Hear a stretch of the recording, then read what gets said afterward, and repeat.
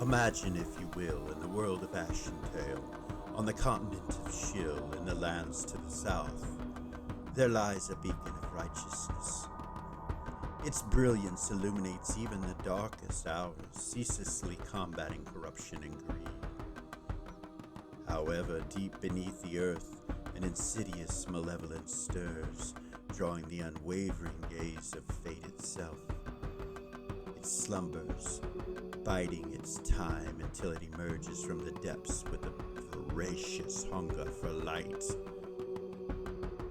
Yet amidst this impending darkness, the gods of Ashentale remain vigilant, strategically maneuvering their pieces on the cosmic chessboard.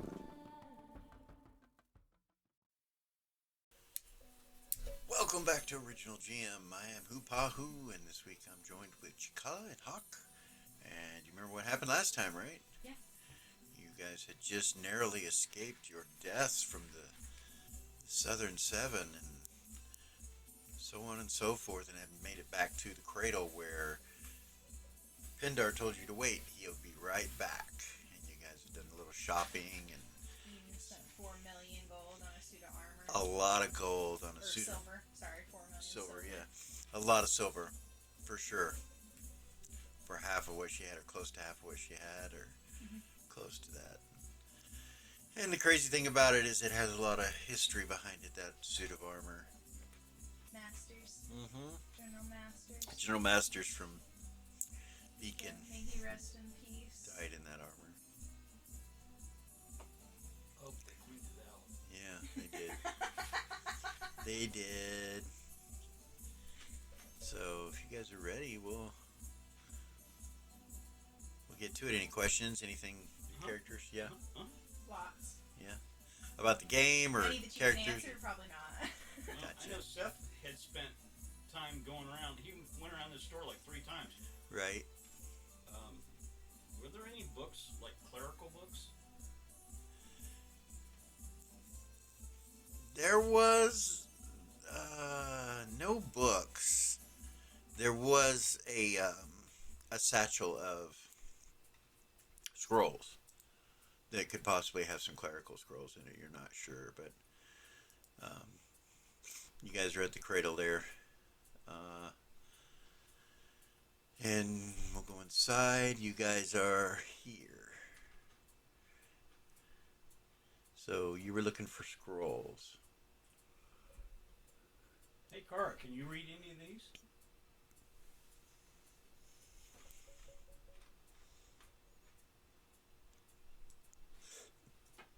She can go. She can go and start looking through them if she'd like. Sure. There's nothing else to do. Okay. You've already eaten and...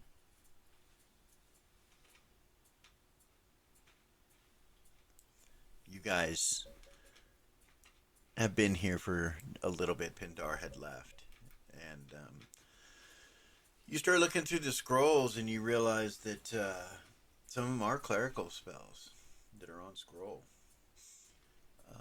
But they're all kind of mixed in. It's not like, there's magic user, cleric, illusionist. It's almost like it's over there by the desk is where it is, and it hasn't been inventoried, so to say, is what it looks like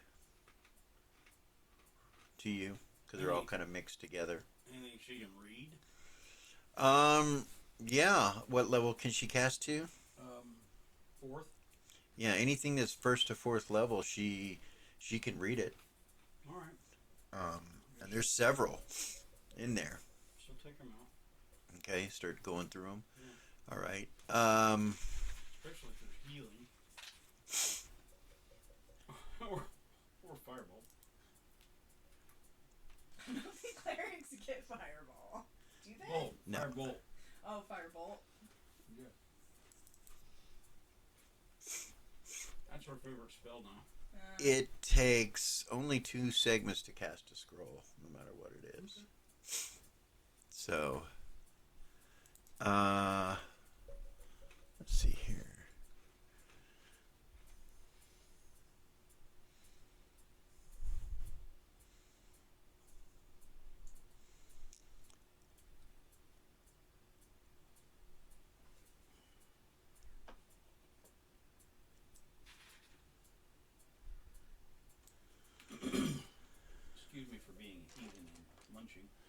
You're fine. You know, when I've watched our episodes, I realize that I'm constantly eating. So don't feel bad.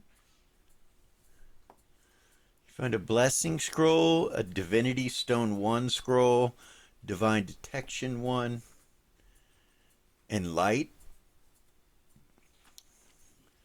On those are all first level spells.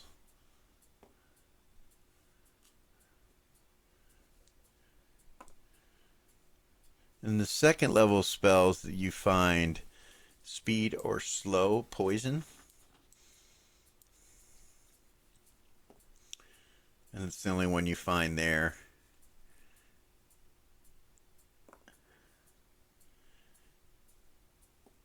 Third level you find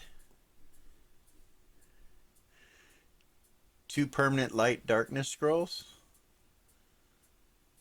a wake holy symbol scroll, and a water breathing scroll. Say those again. The last two. Wake holy symbol and water breathing.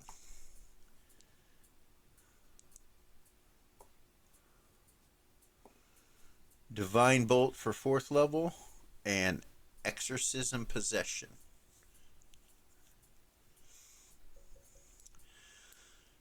So if you take all those,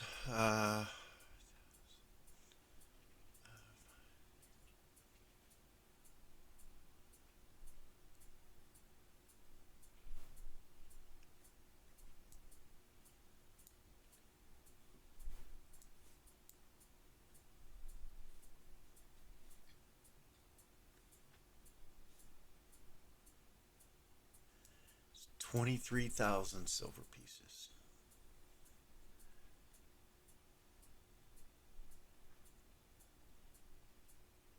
Okay.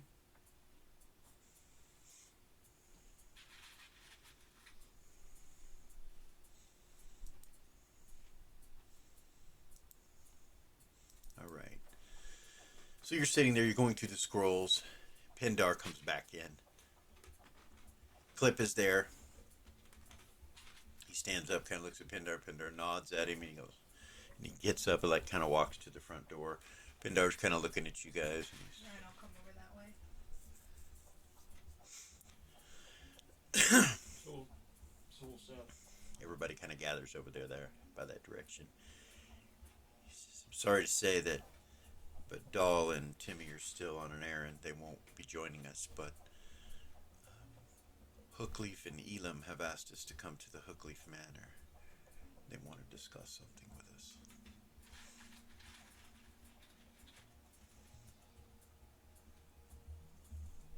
Our next mission. Or a loose end, as he said. Tying up a loose end. So, Okay. you guys ready?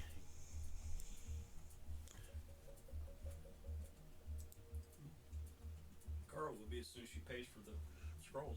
Okay. Carl takes care of that with Rabbit. The Hookleaf Manor is right across the street from the cradle. It's right here. Tough walk. Yeah, you guys just have to walk about a half a block, not very far.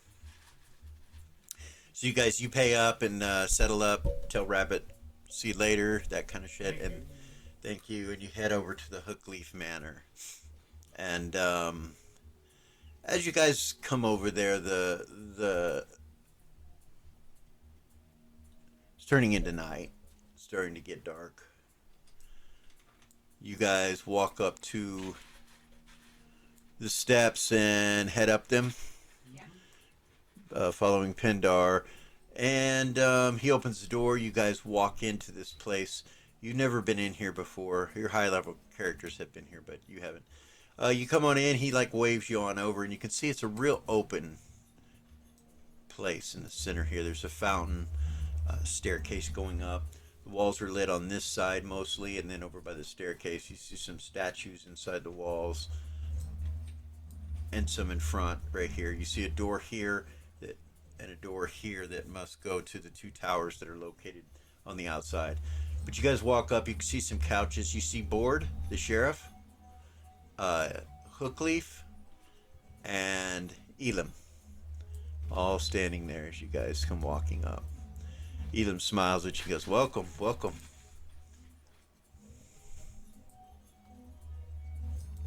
Bendor says, "Thanks for having us.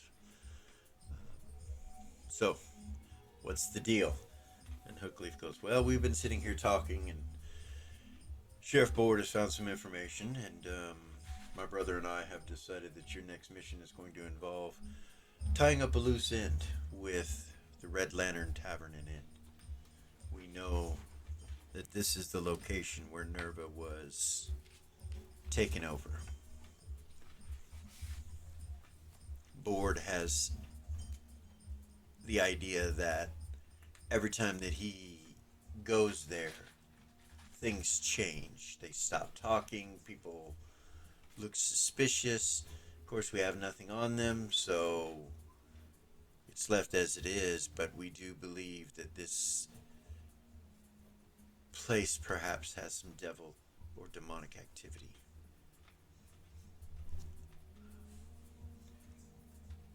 Whatever it is, it's not detectable by normal means. The Blinding Guard have swept it, detecting for evil on the outside, and while they were on the inside and they found nothing, Sheriff's Board men have gotten a bit of information about the powder. The same keyword that you were told to say if you were to go there. What you guys reported, the powder is dry. Powder is black. Powder is black. Yeah, that's what it was. Yes, something like that. We don't know what it is you can discover there or what it is you can find out, but of course we're looking for answers to how Nerva was taken there.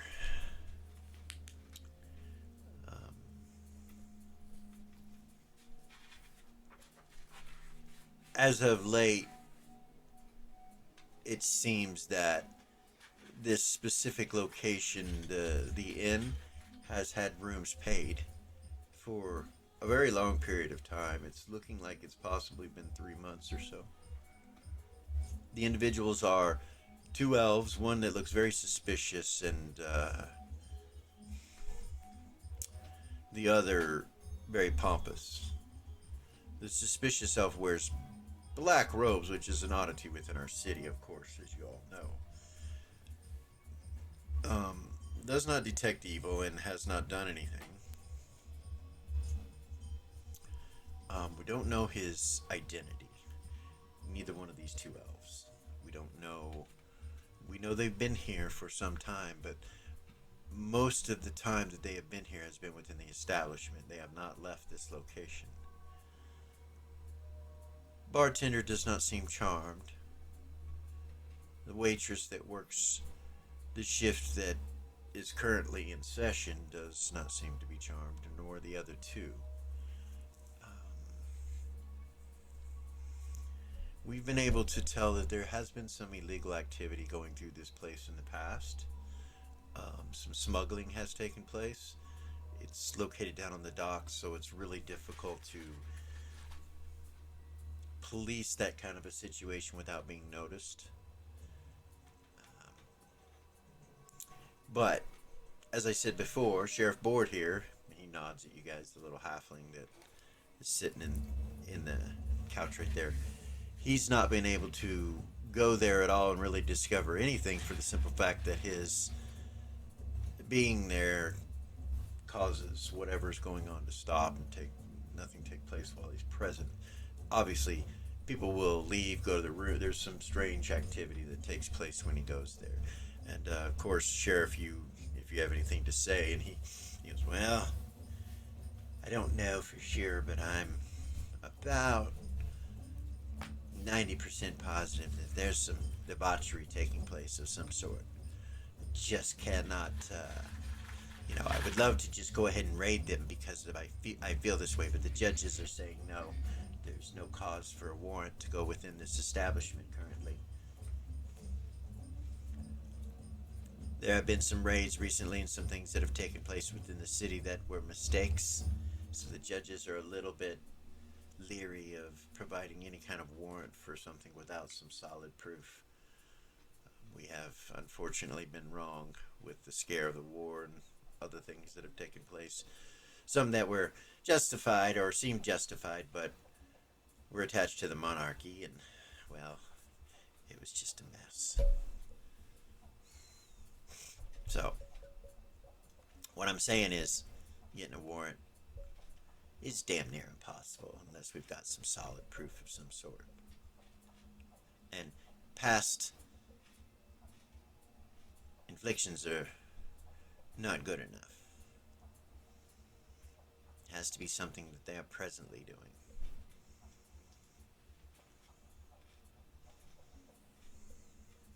Now, he looks over at Eden and Carr. He's like, I'm sure the two of you will stand out like a sore thumb. Sure we will. Probably get the same reception as I get. That's what I was thinking. If we walk in there, the same thing's gonna happen to us that happened to you. Now, Elam says, it's good to see you all, but this is important, and the information that I have obtained is that this current location is one that we have used often as companions. It was a celebration of one of the captains of a vessel, the Copper Rope, that they had that evening that Nerva was taken over. Captain herself? Yes. And his first mate, who is still within the prisons. Some of this information we have obtained was from questioning him, his interrogation. On the evening in question, most of the companions that were highly sought after within our city were there. Marianne was there. There was various others, including Nerva. It was a high-to-do event. So high-to-do that it would seem that there were heads of state present that the crown was not notified, that the council was not notified they were even present that evening, that they were even within the city.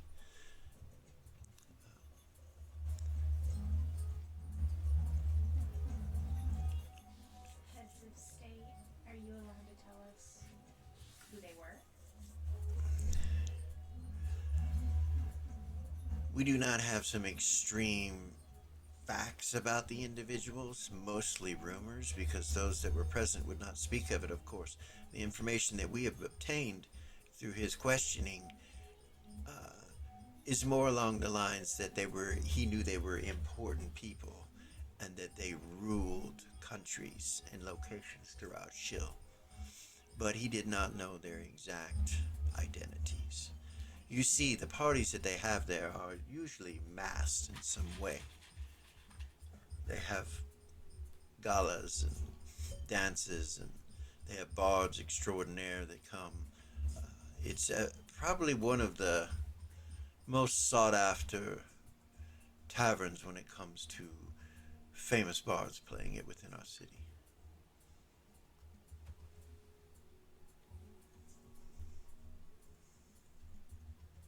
So, but it seems as of late that, well, our hidden members of the Holy Hosts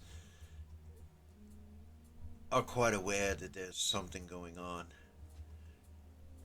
Our information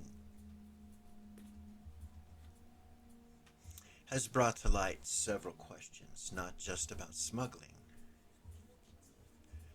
but whether or not there is a secret organization working out of this location. Something that is, if not against us, opposed to our laws in some way. Hookleaf kind of looks over with his gold eye and his blue eye, and he looks you guys over and he's like, it could be much more dangerous than any of us know. If I were you, I would take this mission and use every bit of ability that you have amongst each other to succeed. I would not suggest going in there being known as guard from the city or attached to us in any way. Fortunately, young Nazcane, that leaves you out. As far as you, I'm not sure if the two of you could be best used in another endeavor. Something separate from this that I myself will pay you for. And of course I understand that paying you is not why you would do it. But it has to do with the academy. I want to close it down. Permanently. Why on earth would you want to do something like that? Actually, I think he's just a little bit off his rocker, the sheriff says. He's like, yes, most of the council disagrees with me, including your father. He looks at her, at Eden. Well, what's your reasoning behind it? Well, there has been Desire. sanctioned abuse on the grounds. There has been a questioning of whether or not individuals are being groomed to follow Gold Star truly against their will until they are charmed into doing so. There have been rumors about physical altercations, and these have been going on for years. Well, that's not right. Usually Gold someone Star that's will. responsible for such things gets punished. But it doesn't matter. A period of time will go by again when some self-righteous justice motherfucker thinks he should abuse somebody, and it happens, and then they get in trouble. It's a prison. We have no need of it. It is like a prison we have no need of. Sheriff goes, excuse me, but the rest of the council, we think that, well, I think, and the rest of them think that the homeless population would have a big problem. Criminals would start, crime rates would rise. They would rise.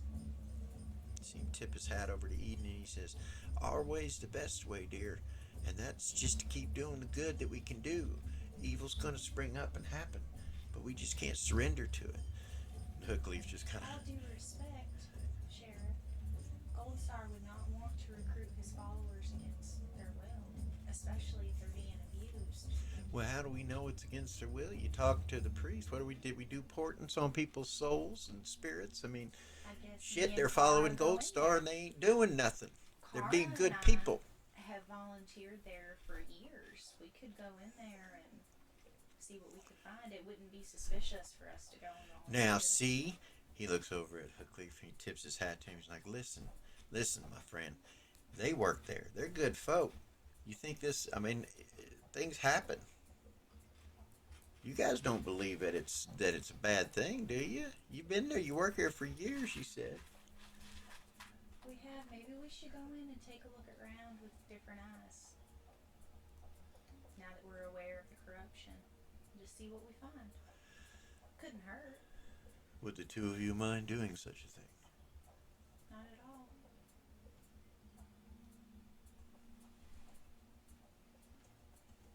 Then that's settled. As for the rest of you, he looks over.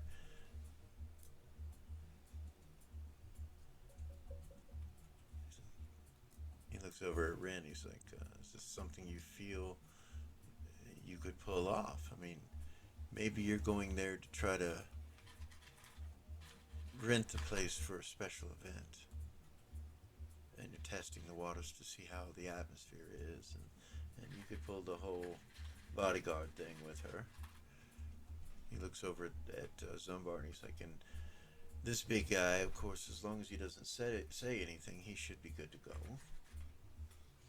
You see Zumbar kind of smile. See, that's a really good idea. And Zun here, it wouldn't be suspicious for her to be with me. And It would. another She would bodyguard for her. fit in perfect, and another bodyguard for her, perhaps Zumbar. Or is there someone else? He looks over at Gavor, and Gavor goes, I could probably pull off a hiding mind mage, and perhaps they will want to recruit me. I mean, it is illegal to practice my tools of the trade, unless, of course, you're sanctioned by the crown. They don't have to know that you are. They do not. It's a good idea. Perhaps we could change the color of my scales somehow. He looks over at Elam and he's like, there are ways to do this, yes. Well, I would be happy to accompany you all to this den of debauchery with costumes of a diabolical nature. It sounds like fun. He smiles with his razor teeth.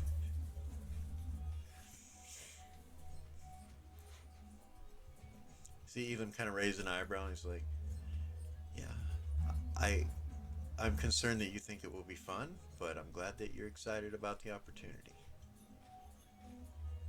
Go on, looks at him. No, it's like that. I have many things on my bucket list. This is one of them.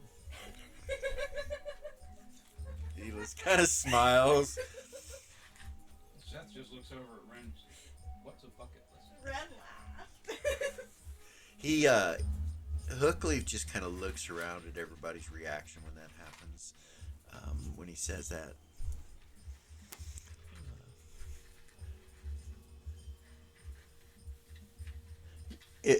It doesn't make Gavor nervous at all. Kit kind of looks confused for a second, like, what the fuck are we talking about? That's the look on her face. She's like,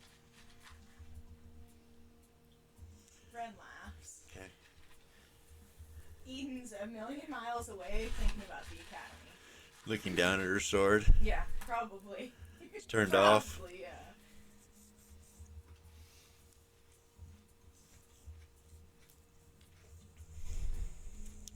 Pindar says, probably wouldn't be a good idea for me to go then either. You see, let's shake his head no. He looks back at Clip and he goes, what about him? And he's like, he's kind of showed himself a little bit. There are some people out there that know who he is now. And he looks at Clip and Clip's like, oh.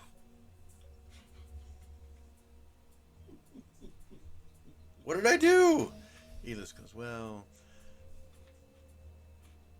a multi-dimensional and multi-timed tavern establishment known as the Comeback Inn, being created by yours truly, tends to draw attention. And he just kind of looks in and Clips like, oh. I thought maybe it was wanting to fight a baby vampire. Yeah, might have been that. Excuse me. So say that out loud or no? Okay. Okay. So, there is that. Are the masks and those things at that tavern, is that just for that party or is that a normal Yes, occurrence? it's the masquerade balls that they have, Okay. where it's just specifically. Now, I do not know what is going on this evening. He looks over at Board, and Board says, there's nothing planned this evening. It's one of those in and out open mic. It's one of those open stage days where just any bard can come and play, and there's bards that travel through there, and groups of adventurers, of course. It's on the Adventurers 66 route that a lot of them travel. It's a location on the trail, the 66 trail. You know. 66, yeah, anyway. Some people know about it, some don't. Nonetheless, yeah, that's the situation. So it ought to be relatively chill, Edith says. Okay. And I'm sure you'll draw some attention. He looks over at Ren, looks over at Zen, and he's like, the two of you planning something together might work best. Good idea. Birthday party for anyone. I wonder whose birthday's coming up. He looks over at his brother, and his brother kind of giggles. Red on glass. Noted. Hookleaf looks at you and goes, it's not mine. No? No, it's his. He looks at his other brother. He's like, yeah. And smiles at you.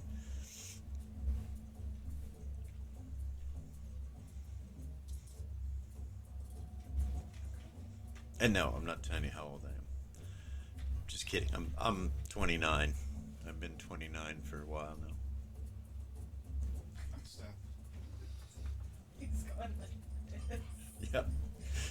So yeah, we'll say it's my special 29th birthday. If that's something you want to try to do, I don't mind doing that. We could possibly. I am a council member. I wonder if it would draw a question. You two. Let's keep me out of it. Maybe someone they might want there. What month is it in game? Trying to think if it's anybody's birthday coming up. Oh goodness, Oh goodness. you gonna make me pull the zodiac out? She's making me.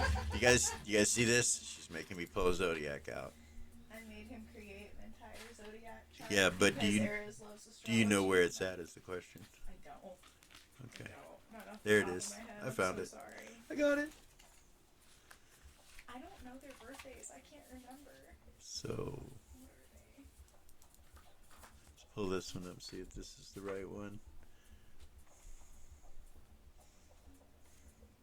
I had a piece of paper at one point that had them.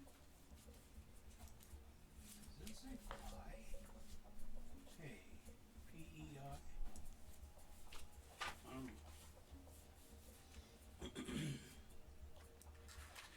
Eden was born in Pert.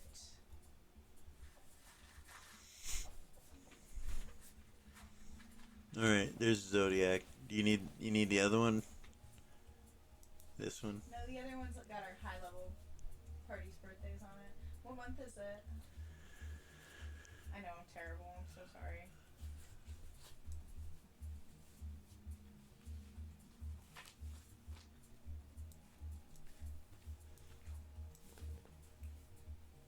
It's Ren was born in Draco. well, that's what month it is. Is Oh. Draco. When was she born? The 24th of Draco.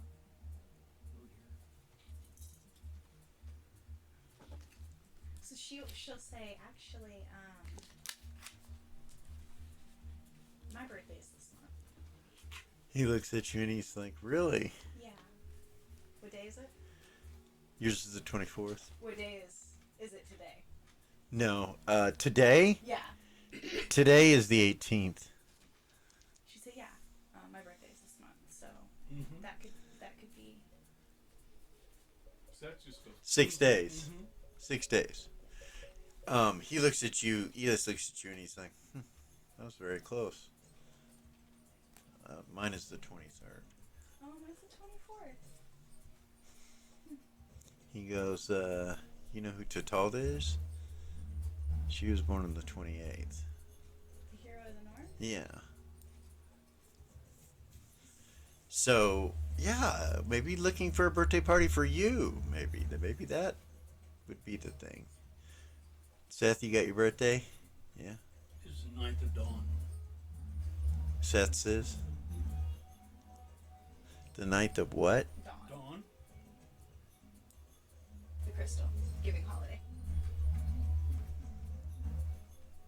Am I blind? 29th, you said? No, 9th. Okay, I was gonna say there is no 29th. She would say, so yeah, we can go in there under the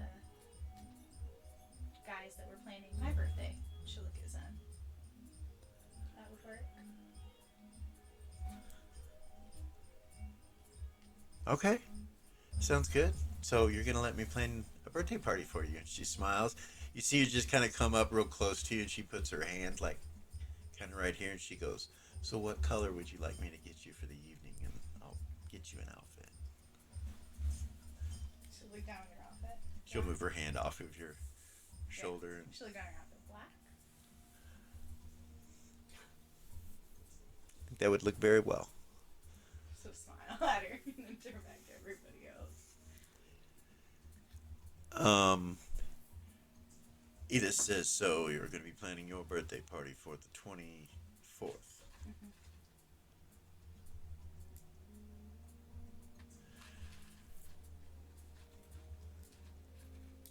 could do midnight on the 23rd, and then both our parties or both our birthdays could be celebrated, and perhaps we could all case the joint a little bit more, using whatever intel you might obtain this evening. It's a good idea. Plan for use importance. We will have. Yes, we will do it in that manner.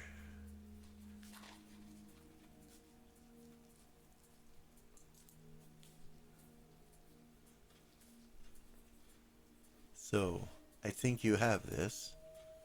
Yeah. Shouldn't be a problem. Eden, Kara, if you'll come with me, Hookleaf says. Yes, sir. So the three of you exit out this door up here, which you've never been in this place, but he takes you out this door and into a beautiful entry hall that has just about that much between all the artwork.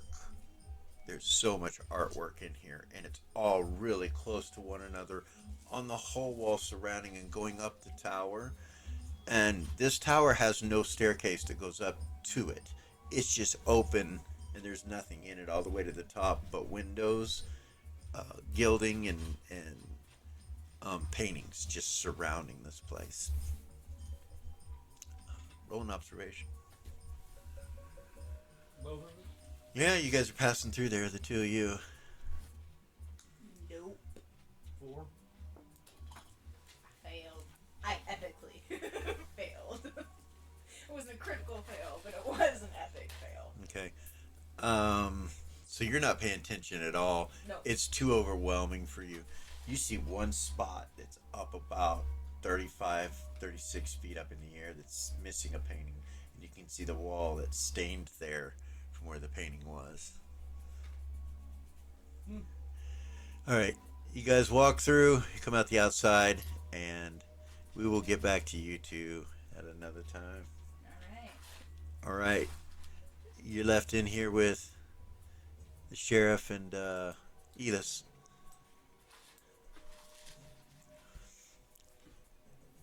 So, Pindar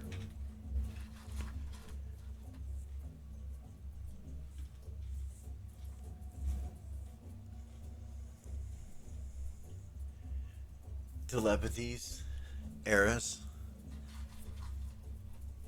Hey, Hey! how are you, princess? I'm good. How are you doing?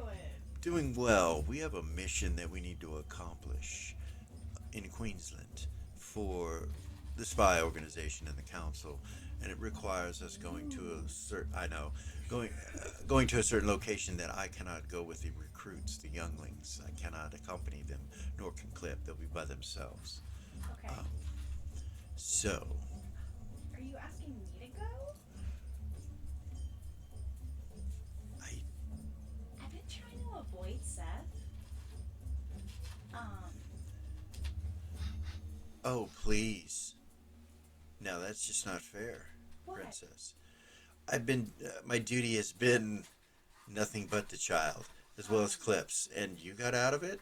I mean, I guess I know why. Yeah, I guess that What makes do you need me sense. to do? But at the same time, I think you know more about it than any of us. Well, for sure I do. That's He's- part of why I've been avoiding he's- him. But He's a nice kid. He's just a little dipshit. no, it's for his safety. Well, yeah, he's wearing the necklace. He's already used one of the stones. No, I'm avoiding Could- him. You think you could go back and get the necklace and bring it here when the stone's not gone, Yeah, absolutely. and then switch it out with the one that he has? Yeah, for sure. Will we get in trouble for something like that? I mean, it's Clip's idea. Um, And you're like, it's Clip's idea, is what he says. well, if it's Clip's idea, the cat lord and I told him to do it. Oh, I didn't think of that. Justinian probably told He him. doesn't look happy. He He doesn't doesn't look happy happy. about it? No. Well, he doesn't like time, and especially if I show up and it has to do with time, he's gonna throw a fit. Oh, please, just show up. Please come here. Where are I got you? something I need you to do. We're at the Hookleaf Manor. You want me to come there? Yeah. Okay. Come on, you're welcome. Okay, I'll be there in a second. He knows you're headed here. Okay, I'll be there in a second. Okay. Yeah, she'll head that way. See Pindar walk over here, Seth, and he goes and sits down right here, and he's just looking at you, smiling. And you see Clip reluctantly come and sit on this couch right here. He was reluctant, you can tell. So that leaves the six of you.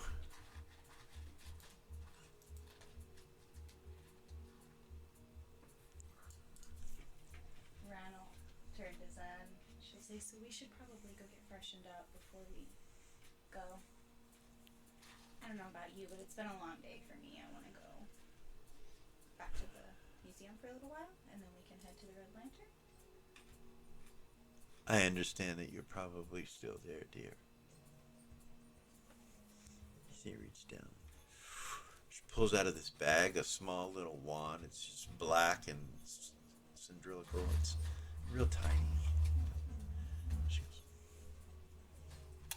And hits you with it. And you see your outfit completely change into this evening, short black evening dress. Just the black dress, the plain black dress with frills and such. Frills And it such. cleans you up completely and puts on this makeup all in one little thing. And she smiles and then hands it to you. That's yours now, dear. That's for me? Yes. There's another 15 charges on it. And when you're done, well, we can get you more. It's expensive being pretty and beautiful. But I know where to get it, so. Cute. She smiles at you. You look great, by the way. And yeah, she matched your eyeshadow and did like a gray and a black, not no colors. Smoky anyway. eyes. Smoky eyes, and yeah. And yeah, you look ravishing. You put your cologne, your charisma oil on. Yes. Okay. No, that's not that character. That character doesn't have that, I don't think. Gotcha. Put the oil on. And then she hits herself with the same and does this red dress, of course, bright blood red color, and black. She does cracked nails, red but with black crack over the top of it. I used to wear that stuff when I was a teenager. Yeah. Seth just says, holy cow. Turns away. Does eyeshadow, and she does hardcore oranges around her eyes. So she's doing red and orange, as you see her complete things. That's what she does. Zumbar's like just watching all this, like, Jimmy say you fast, you all fast. Zumbar slow. Timmy tells Zumbar, you all fast, Zumbar slow. I can't see you so fast, you change. Oh. Timmy told me his magic trick. It's not real magic. It's trick. Oh, I He see. no cat, but he is. And Seth just changes into a cat and lays between the two of you. You and Zen. Kind of looks down at him. He smiles. Pretty kitty, Seth. Not magic. He looks around. You see Clip over there eating some sort of nuts. You're not sure what they are. He's just popping them in his mouth. Looking over at Elis, and Elis is looking at him, and it looks like they're having some sort of conversation without talking. The two of them right here. Yeah, so Eris, you come up the steps, you come to the door, Does it open like last time? slightly. She'll walk in. You see this group of individuals in this room. She'll walk up. Pindar stands, Clip stands up while he's eating. He smiles at you, looks over, smiles at you, comes around. Let me pull Eris in real quick. I wasn't sure whether it would take a long time or a short amount of time. Seth will stand up.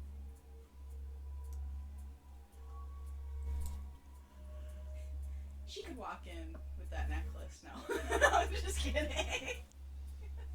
You have it? No, not yet. But she could. I wouldn't take it. No, it's all good. Well, you can. Be a shadow session if you want it to be. You're getting it.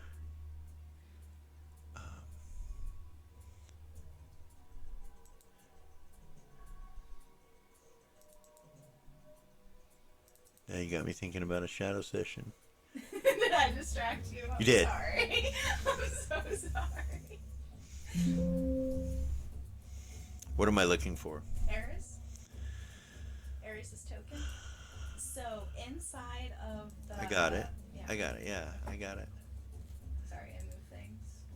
Oh, maybe you did.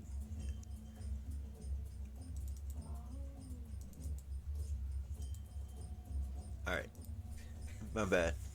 Wrong side. Oh. Because it's to your left, so, so he's between the two of you. And the new art just fabulous.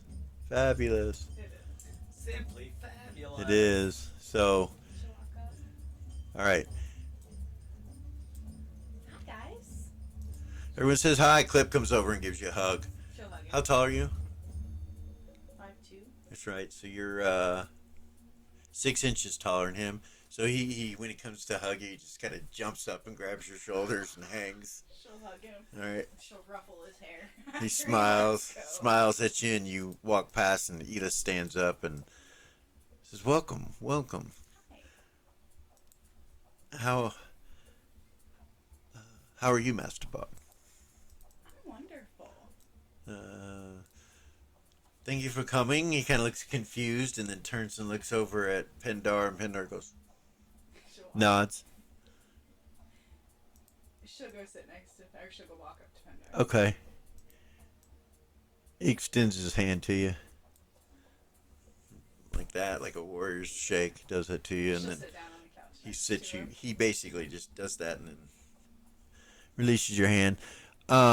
He's real nice. This halfling is real nice. He's smiling, big smile with a cowboy hat. You've met him before. He was a little judgy the first time I met him, but that's okay. Yeah, very lawful. Clip sits back down.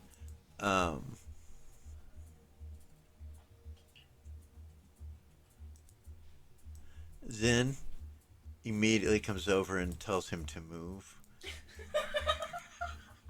and sits down next to Eras and introduces herself as an ambassador, of course. Ambassador? I've heard so much about you. It's a pleasure, dear. Pleasure. She brings up a couple of your songs Mm-hmm. and starts talking to you about it.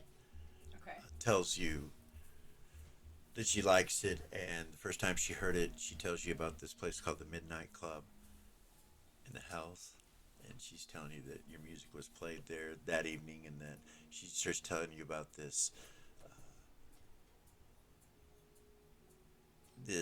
giant that was basically deformed with demonic abilities, and that he stunk, and he was scratching his ass, and he kept trying to force me to dance with him, and she's telling you this story.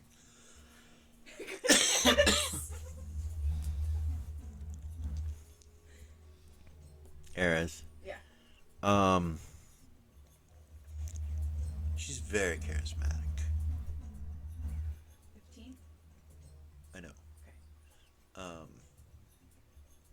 But you're immune, so, and that kicks in, so you're aware. That she tried to charisma me.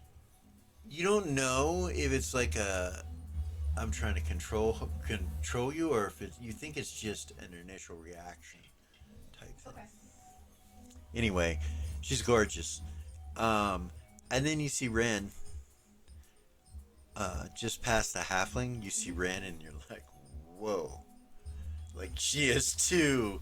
She's beautiful. You look at the dwarf, she's not bad either, and this really muscle barbarian. Yeah, you've met them all. And so when you start to look through them all, you realize other than Gavor, they're like all really pretty. She'll smile and she'll say, "This room is just full of she'll just kind of smile and look around. She'll be like, wow. Clip's like, kind of grabs his chin. He kind of grabs his chin and smiles. Elis kind of looks over at him and then smiles. Kind of chuckles a little bit at Clip. Sheriff Borden just kind of gets a frown a little bit, like you realize he's not the prettiest here. She didn't single any one person. I understand, but like and Gavor is looks like he's got a proud look on his face. So that's all real quick reactions. Pindar, you see no reaction whatsoever. No, of course not. Yeah. He's met Eris 1,000 times. Right. He knows what she's doing. So, you guys got a plan, Clip says, since we have to fucking sit here in the dugout this time? Right, I'll say, I believe we do, yeah. Well, I called Eris, Pindar says, because I know that she has an item that could be of some use in case you run into serious trouble. He turns and looks at Eris and he's like, an acorn? He holds out his hand. She'll reach in her pouch. Hand it to him. He turns and walks over and he throws it to Ren. He throws it to her? Yeah. She'll try to catch it, I guess. Roll 20. Oh goodness, that was rude. Yeah, she catches it. He's like, glad you didn't drop that. You just gotta smash it on the ground or break it, invoke it, and it will create a portal to a druidic circle that will protect you from any demonic or devil activity. Anyone possessed entering this circle will no longer be possessed. Wow. So it could be of some use. That's what Pindar says. And he looks back at Ares and goes, am I right about all of that? He is, right? Yeah. Shall not even You know, they could have simply taken that little Remington guy and done that with him, which I'm sure they haven't because they're probably trying to get information out of him.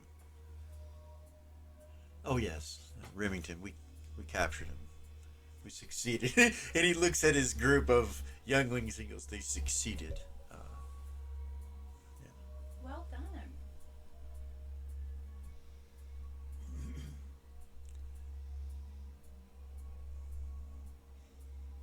If somebody does end up getting possessed and you go into the circle, make sure that after you're in and they're not possessed anymore, somebody lets me know. Because demons don't just disappear. Smile. They go somewhere. Since she walked in, you felt sick to your stomach. You kind of ignored it. Now you can't. Your stomach is churning, Seth. And you kind of look over at her. You know it's coming from her direction.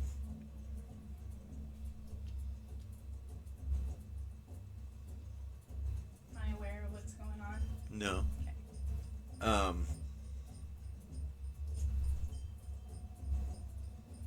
You're in cat form, so you couldn't use your eye patch, but you realize you know there's always the option to look at somebody to try to see if there's something going on. You know, you have true sight through it. I'm just bringing it to your attention. But you're in cat form right now. She makes him feel sick to his stomach. Uh-huh. That's yeah. Try to move away. Okay. As a cat, all right. Yeah, when you get about 20 feet away or so, it diminishes and leaves. You still feel a little uncomfortable about whatever that is over there. There's something over there that makes it feel like somebody walked over your grave.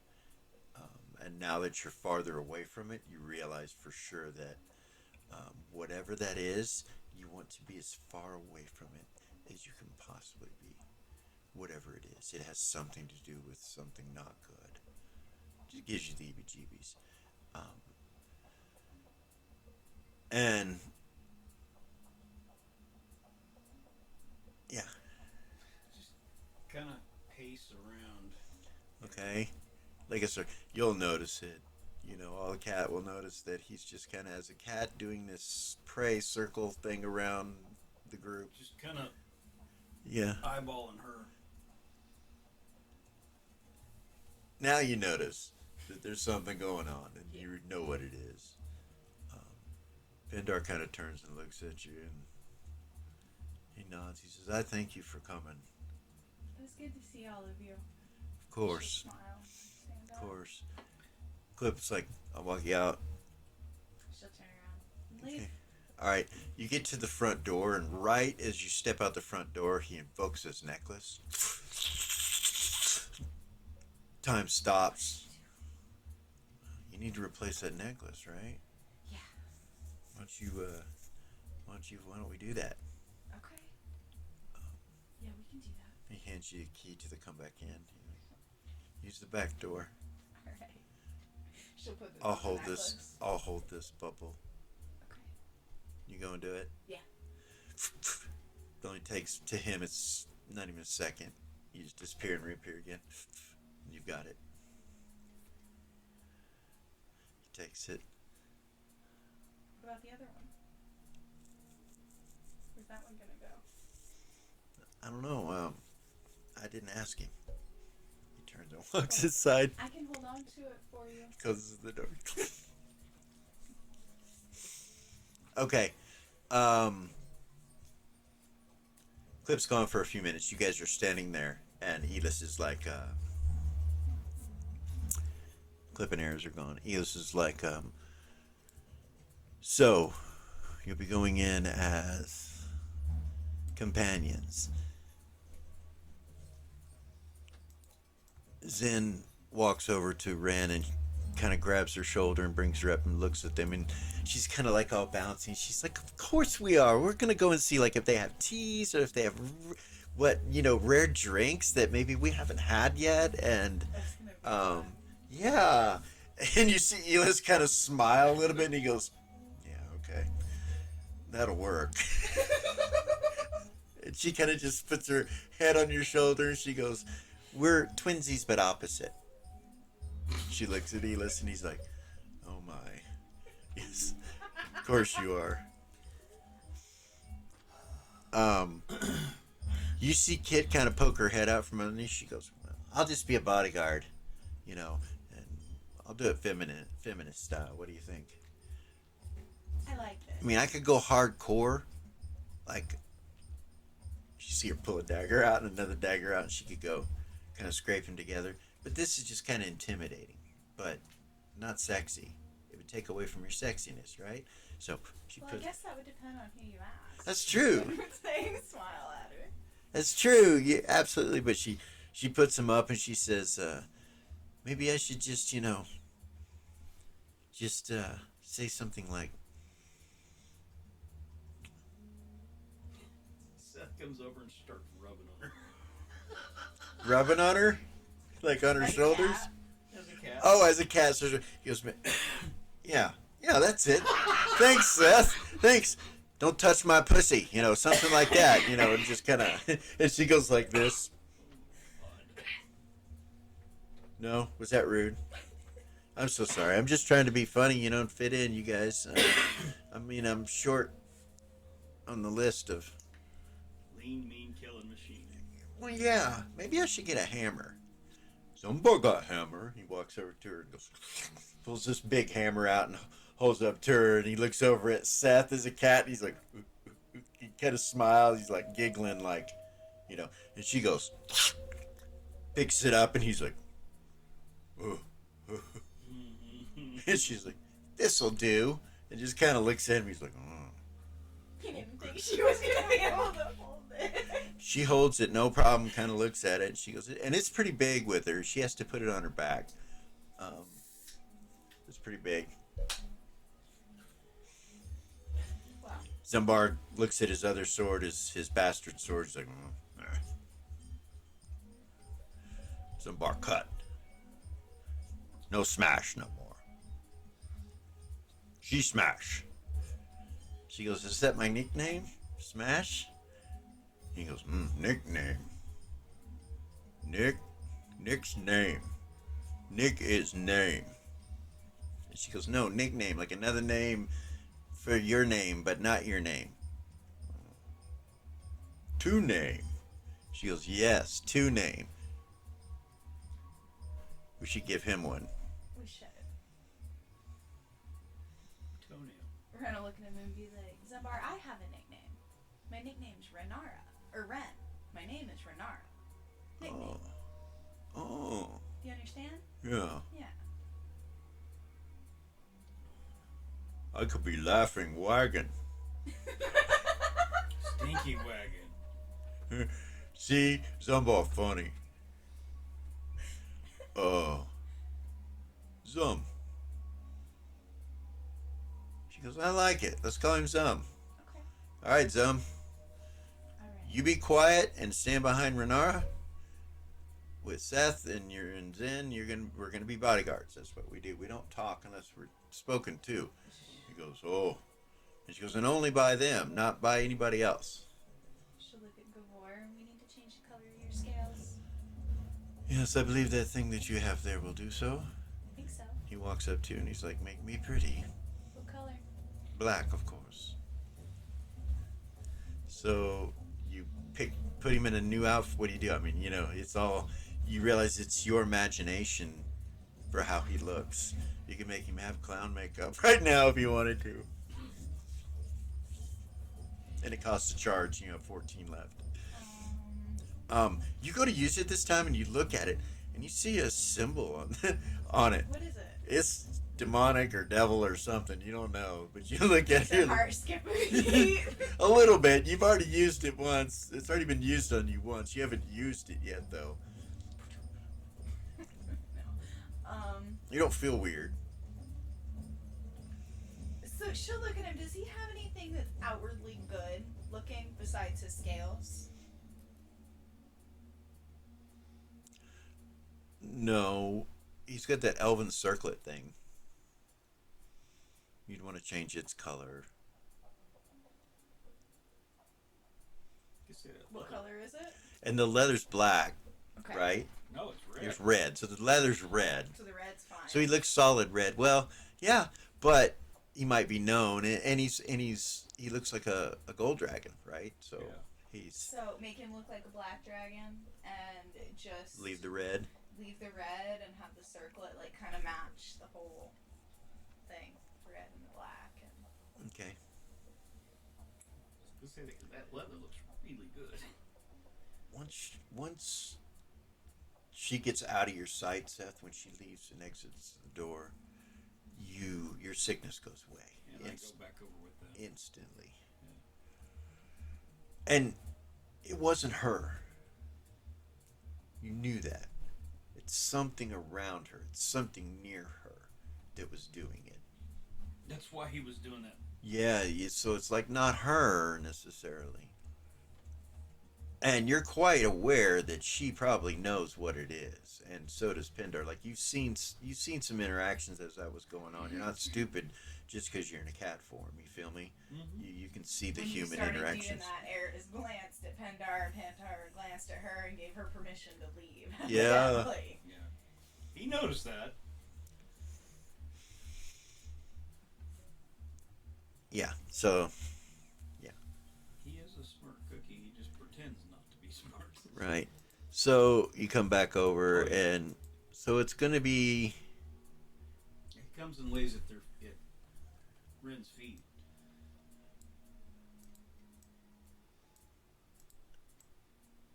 All right. Gavor was here. You realize you can make Zumbar look like a chaotic, evil-looking barbarian pretty easily. He is awful golden. Golden boy, Iowa country fed, corn-fed country boy.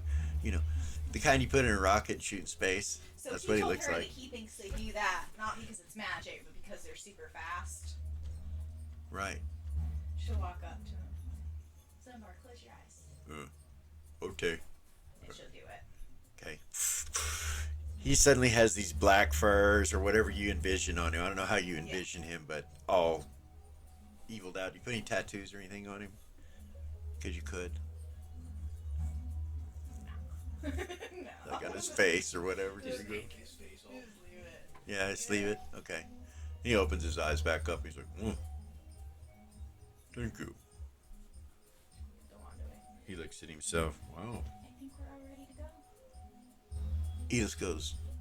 So he doesn't think that's magic. He thinks that you're fast, right? He sees Zumbar turn and look over and go, huh?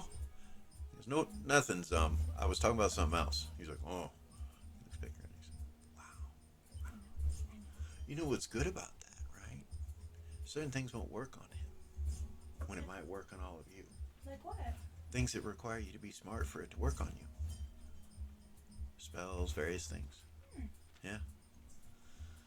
That's a good way to look at it. You want me to stay as a cat, or It's up to you. you're the boss? No. It's up to you, whatever you want to do. You have your free will to do as you please. So if you're still the boss. However you're comfortable. So, Yeah, technically now there has been a change of command in the chain of command because the commander has left you. Eden, she was in charge, but now the Holy Host would require that there is a leader, and that would be you, Ren. You outrank me. You are in charge of this motley crew. And Zen goes, oh boy.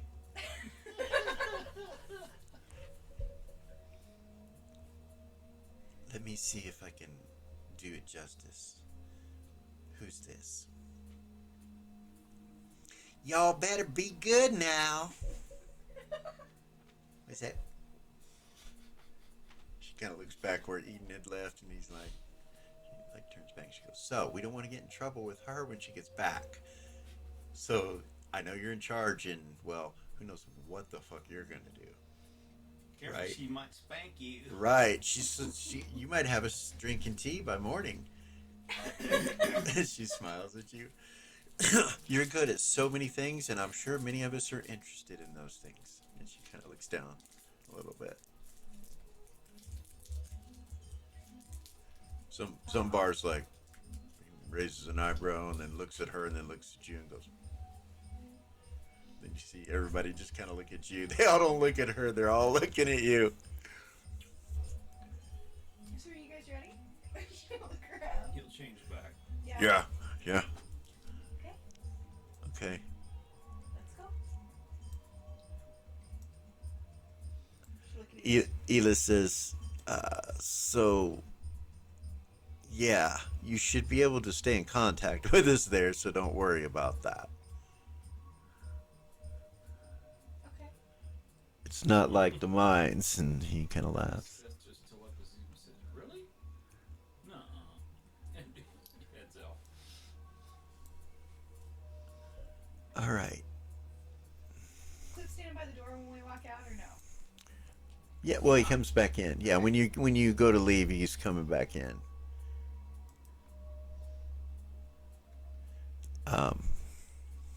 And he stops and just like kind of opens the door for you and lets you guys out. Sit down to the tavern. Good luck.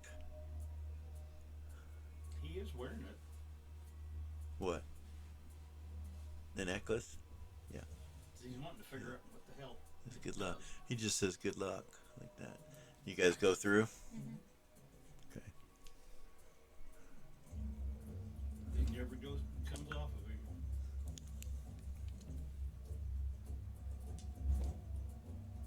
So,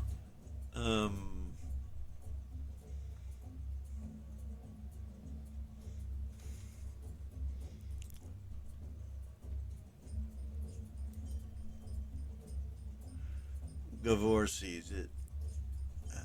Yeah. Sees what? No one else sees it. I don't think. Ren, are you in front? Walking out in front, right? Or do you put Seth in front? Put Seth in front, and then you? Yeah. Okay. You don't see anything. Seth don't see anything. Actually, yeah. Go ahead and, if Seth's in front of you, go ahead and roll an observation. Half your No. intelligence. cameras too and all that. No, you don't see anything. Um, Roll another observation, just normal. Yes.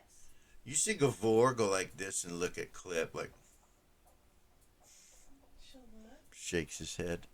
You don't see anything. You see Clip go back inside. She'll look. Think for what? That little elf just stole the necklace from Seth and put a new one on him that looks identical. I'm not sure what your politics are doing in Catkind, but I am noticing things that I am not sure how to answer yet. Noticing what kind of things? More besides that, that's weird. Yes. Well, he's cat kind. Do you stop him and look? Like, do you say anything on Seth? Because, I mean... Can she see the necklace without saying anything? All you can see is the medallion. You can see, so it's got 9 stones on it, and it goes around the neck. You could probably see, the middle ones, but you don't know. You don't know nothing about. She'll look at she'll go, that's such a pretty necklace. She'll say to him. You look down at it. Huh? When you look down at it, you realize you have access to all 9 stones. Like something's different. Like it hasn't been used. What? You just like start spinning it. All right. You can only see one stone at a time, so he's like, So there's a blue stone that you look at, and you're spinning it, and you're just kind of like looking at the stones, and you would touch part of the stone as you spun it, as you look at it, and you feel the ability to create a barrier of levitating and spinning blades meh. with this stone that could be like a wall in front of you that covers a pretty decent up and down and left and right, that anybody caught in would be chopped up into little pieces. Like it's you as you're touching the stone, you realize that you don't use it, but you realize you could right now if you wanted to. Like you can invoke this out of the necklace and it would do this out of this blue stone. So Seth stops and like at the bottom of the steps, and it holds everybody up. You know what I mean? She'll put Like, her hand on his back and keep him and push him forward. all right. So she's pushing you forward. Do you like stop concentrating and watch where you're walking, or? It's kind of funny because that's like Weaka trying to push me. Yeah. Something's different. Yeah. And he'll tuck it inside. Everything okay? No. No. I'll figure it out later. We have something to do. So she'll still look at the Gavor and be like, what else have you noticed? Because, yeah. I noticed that other calico at the cradle Mm-hmm. is annoyed every time we come there. He's rude. Yeah, and he's annoyed. I don't think he acts that way all the time. Why is he annoying? Something with us. I don't know.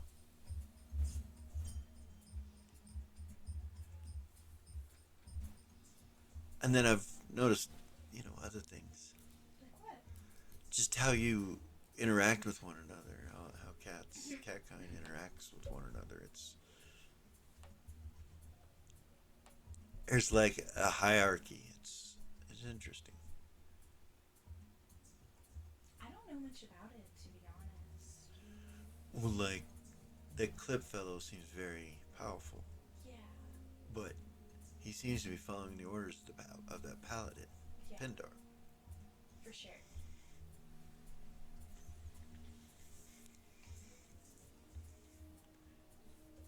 Really close and friends with Ares. Yeah. I mean, there's Which is strange because, yeah. I don't you know. guys are at the bottom of the steps and you're waiting. So Seth, you finally get him to Like, move. they And, knew each other. All of them. yeah, exactly. And he looks at you. He's like, yes, exactly. Yeah, Ares knew all of them. Well, it seemed.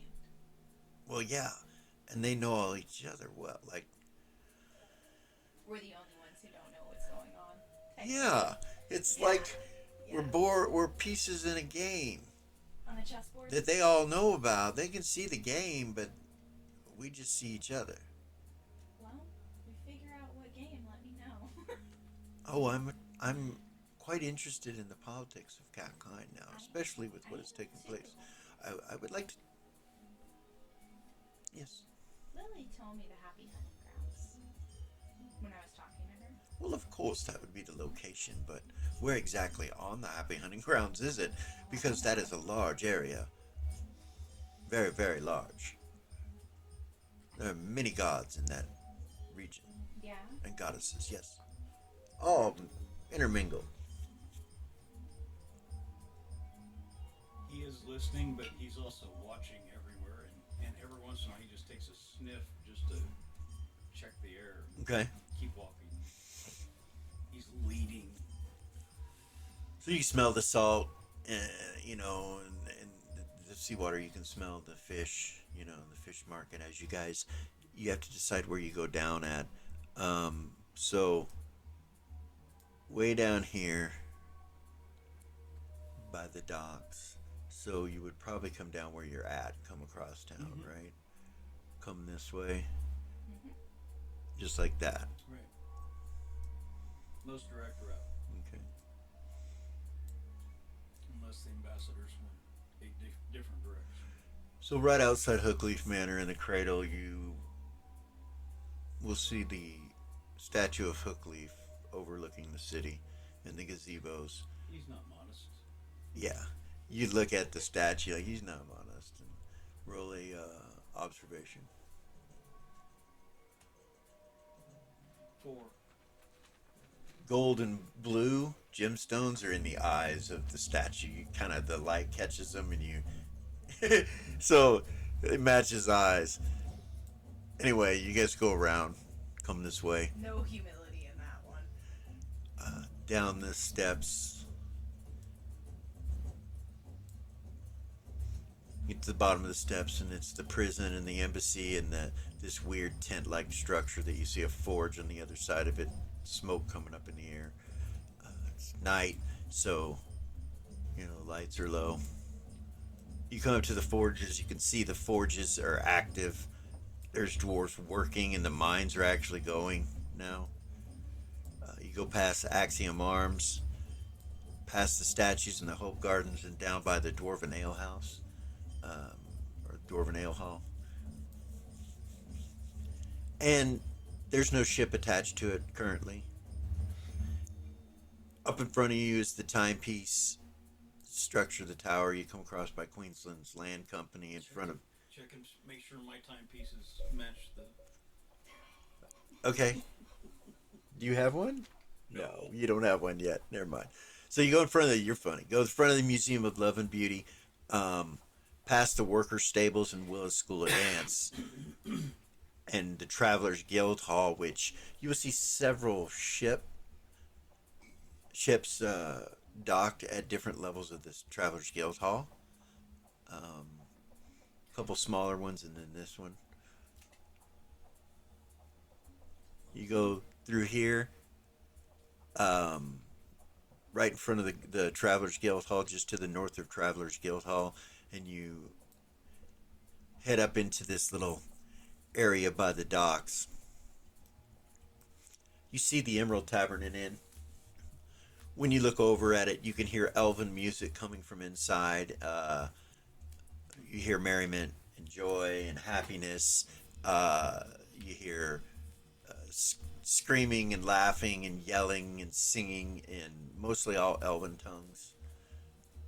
And Sure we can't go in there, Ambassador? you see the general store. Plan my birthday party. It's closed. You see this area called Grimm's Forge, and the forges are just now getting lit, and like for the evening, like they must do their stuff during the evening. Yeah, and there's 3 dwarves in here. I can pass One that has red beard, one that has a black beard, and one has a gray beard, and they're all working together with the forge and the stuff that's over here. You can see that they're making some kind of metal cylindrical objects. Yeah. You see a big, what looks like magical hammer that slams together. There's two of them that slam together that are attached to the side of the forge that he's testing out. You see a piece of red metal that the guy with the red beard is testing out, and it's just crushing it, crushing it. Sparks fly, and he lays it down. There's a lot of smoke in this area. Immediately to your left, you see barely any light coming from this place. It's kind of an orange glow light coming from the windows. And you see a sign that says the Rusty Bucket, and the sign's off one hinge, kind of down a little bit. The paint's old. You can see is a picture of a bucket that's rusted. Um, and then steps that go up to the Red Lantern Inn and Tavern. And you come walking up. You look out, you can see the ocean and the sea and ships and all kinds of stuff going on there.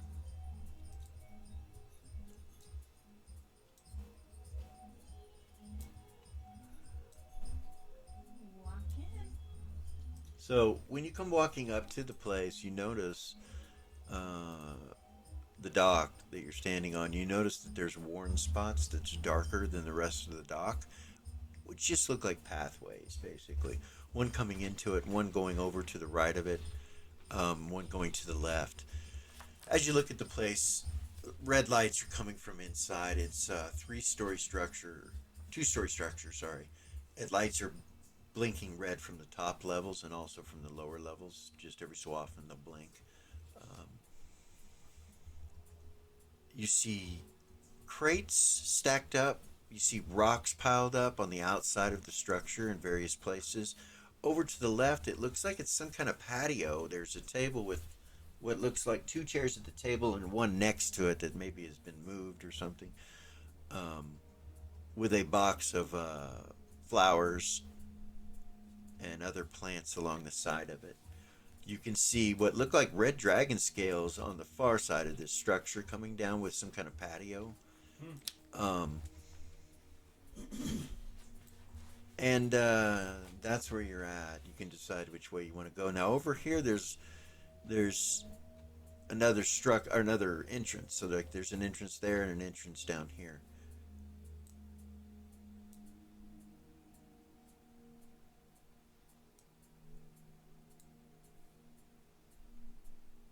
So I guess what I should ask is first is what's your marching order?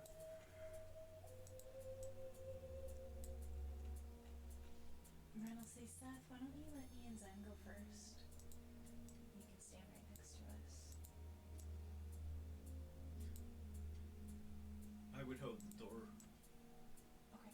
and before he goes in, he's putting his leather mask on. She'll link her arm through Zen's as they're walking up. He would hold the door that allow her to go first. Okay. Them to go first. Okay.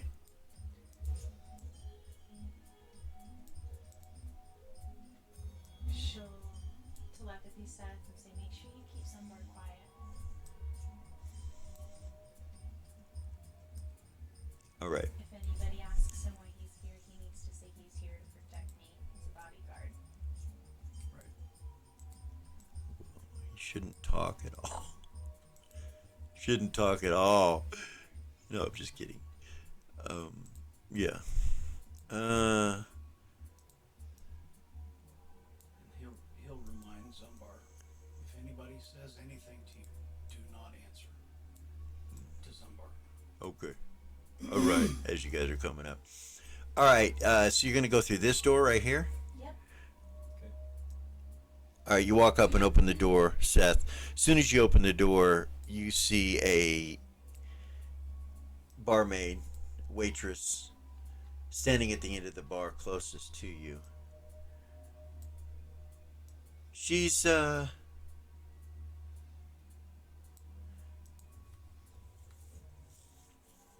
decent looking. She's not drop dead gorgeous, but she's decent looking. Brown hair, brown eyes, but rather tall, but very unique. Looks like a fighter type. She's a waitress though, but when you look at her, you see she's got a long sword on her hip. So she's armed.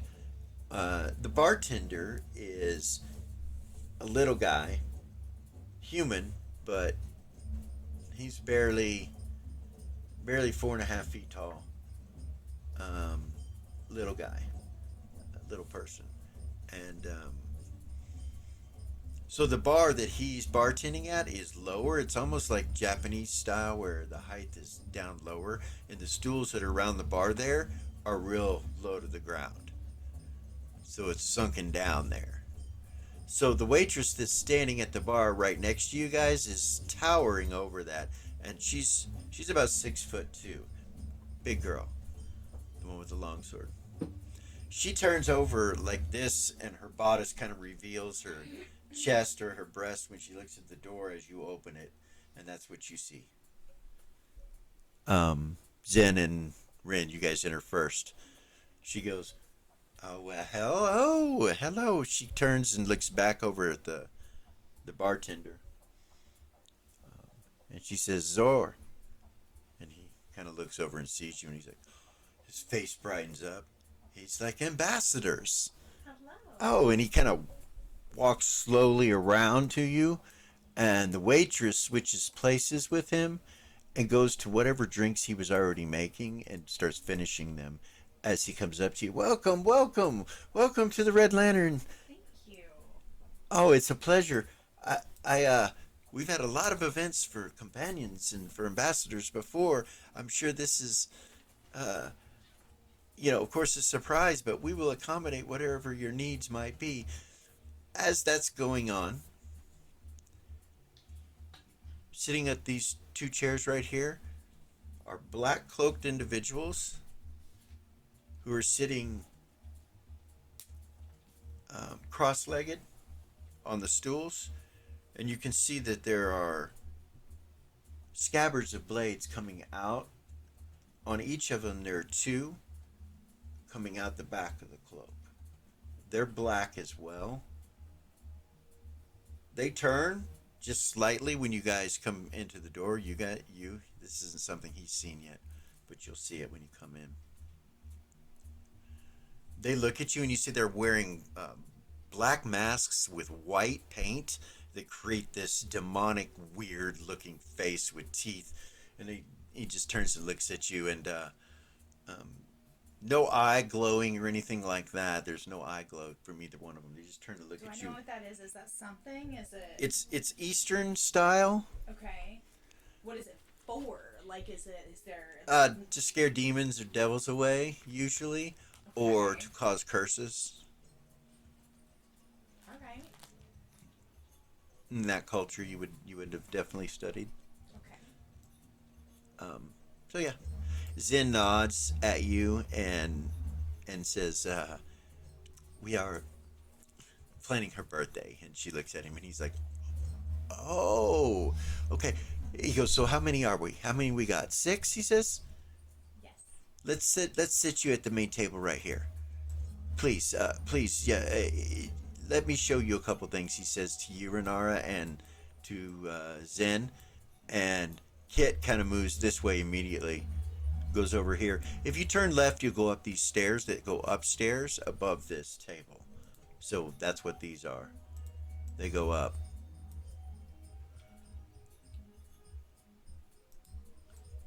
Can I Zumbar see the face of this goes individual over goes here? goes by as well, and we'll come At the over. end of the bar when we come in.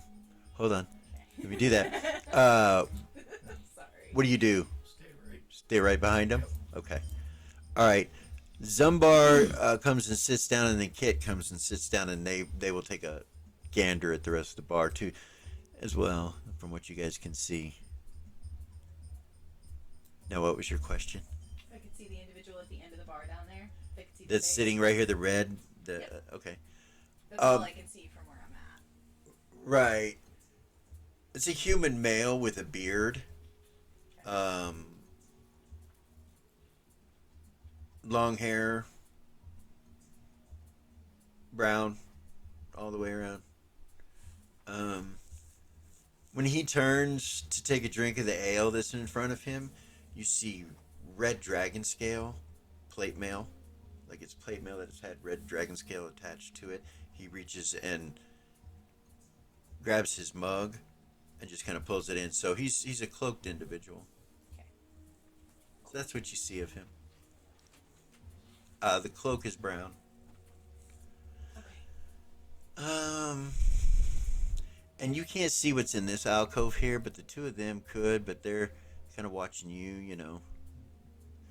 And then way down here, this kind of goes up to a carpet up here with a table and some windows surrounding it. Very beautiful. This is also a tower that goes higher than this level. That goes up, but it has no staircase that goes up it. And then these tables that are in the center here in this area, and this little nook back here. Over here by this area, you would see that there is a mandolin with a scroll open and a few other items over here with a torch above it and a little plaque.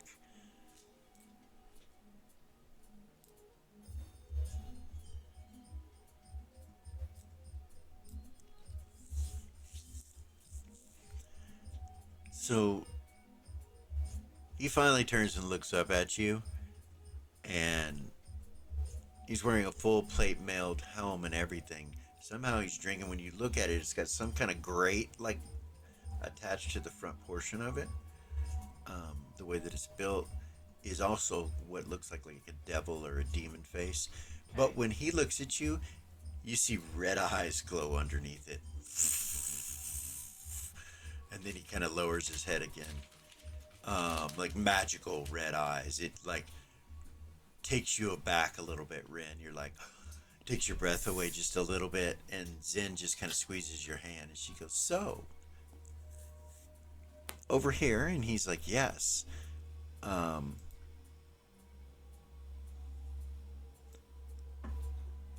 As he starts to walk you this way, she says, can we just sit for a bit? We have been walking for quite some time. He's like, of course. Let's get you some drinks on the house. What is it that you guys would like? And you guys sit down? Yeah. All right. What do you do, Seth? What's that orange thing behind Zumbar? That's a torch on the wall. And this is a door. Another door. This is a torch on the wall.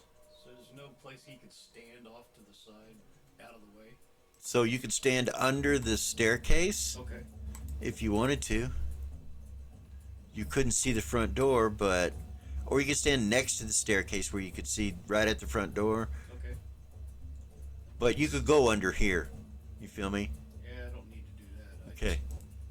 But just in case. And Gavor...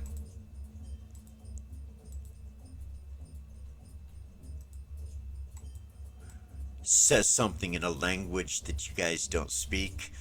It walks in behind you, and as you guys are talking, he just kind of stands there and he goes, a fucking horse. Excuse me. And he kind of gets past you guys like he doesn't know you and moves this way and sits here. And he goes, bloody humans. And he sits down.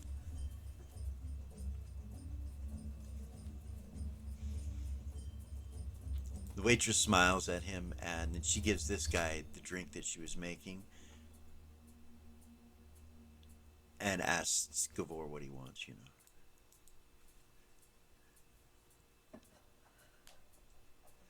Do you have anything that tastes like iron? You know, blood tasting, something metallic of nature. And she's like, well, we do have some Drax brew if you'd like some of that. And he goes, really? Well, this is a fine establishment, isn't it?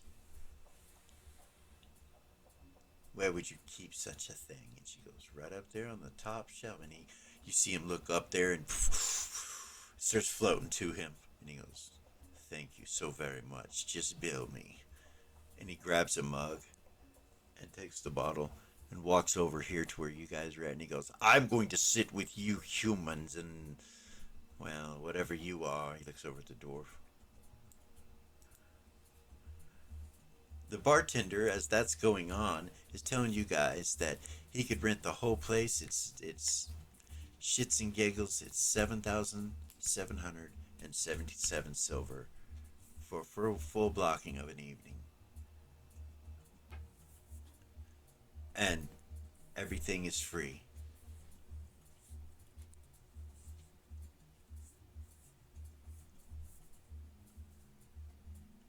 You see Zen look at him and she goes, "Of course, of course, of course." So, can I ask you a question? What other events have you done with companions? You said you did other events. Can you tell us how well those went and what's taken place with that? Yes, of course, of course. And he starts to number off several events. He gets to the birthday party for the captain. Mm-hmm. And as it comes out his mouth, and she goes, "Oh, yes." And he goes, "Yes, yes, I heard about that. I heard that one of the council members, heaven forbid, was possessed or something involved." Yeah, something like that. And he kind of looks at her and he's like, "Yes, it is unfortunate, isn't it?" And she's like, "Yeah," winks at him and he goes, "I will be right back with your orders." And he kind of moves away from you guys and goes over to the bar. Goodness. He says something to the waitress and she looks up at you guys and stares you down, like, like goes over you. And then she looks at Gavor and then looks at the situation and comes walking up and she says, "Excuse me." And looks at Gavor. She goes, "Are you for hire?"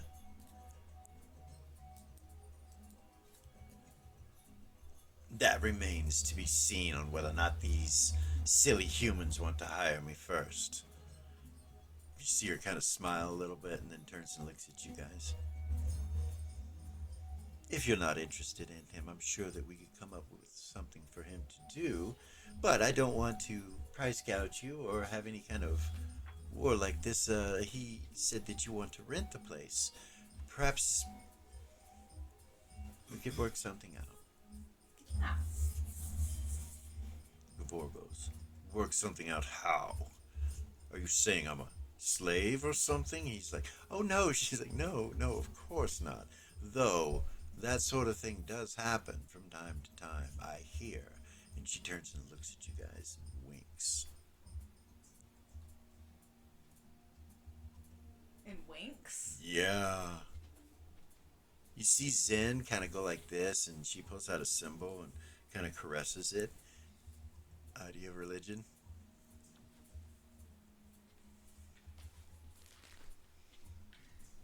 No. I have heraldry though. Roll it. Do you have religion? Any of your Seth, right? It's not Kara. Kara's gone. Yeah. Yeah? Yeah, heraldry. I made it. It's Mephistopheles. She kind of rubs it a little bit, and you see the waitress nod at her with a smile. She nods at her. "Sister, I'm sure that we can work many things out. Welcome to town. Or welcome to our place, one or the other. Are you from here?" Kind of thing. And Zen goes, "This small place? No, of course not. The lower plains, if that works for you." She's like, "Oh, am I making a deal with him in conversation discussing with you certain things that are available or we can do for one another?" She goes, "Of course. Why else do you think we came? Please, just bring us some drinks. We will discuss the rest of the stuff with the owner of the establishment. The bartender doesn't seem to even know what to do but mumble back and forth to himself. So how about the owner? Would that work for you, sis?" Yeah. Yes, let's speak with the owner. And with that, we're going to take a quick break, and we will be right back.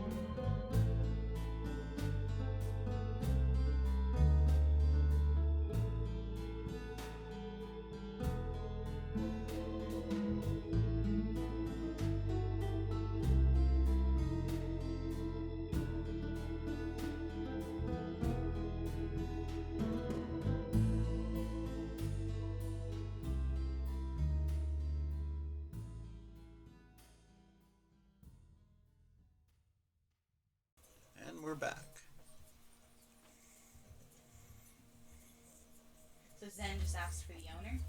Was what happened? Yes. Okay.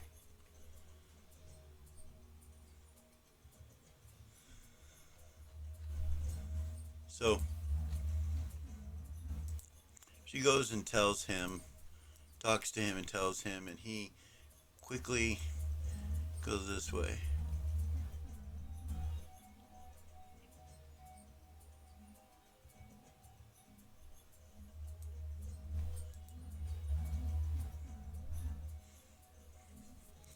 Over in that corner, you see a very pompous looking elf and a very suspicious, conniving looking elf in black robes. The pompous elf is dressed in green and golds. And the bartender says something to them, and they turn and kind of face you guys, look your direction, and nod at him, and he comes back this way.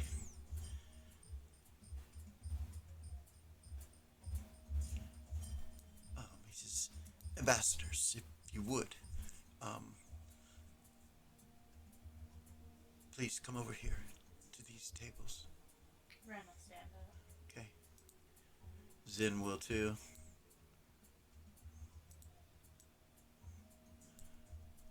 He guides you over to here.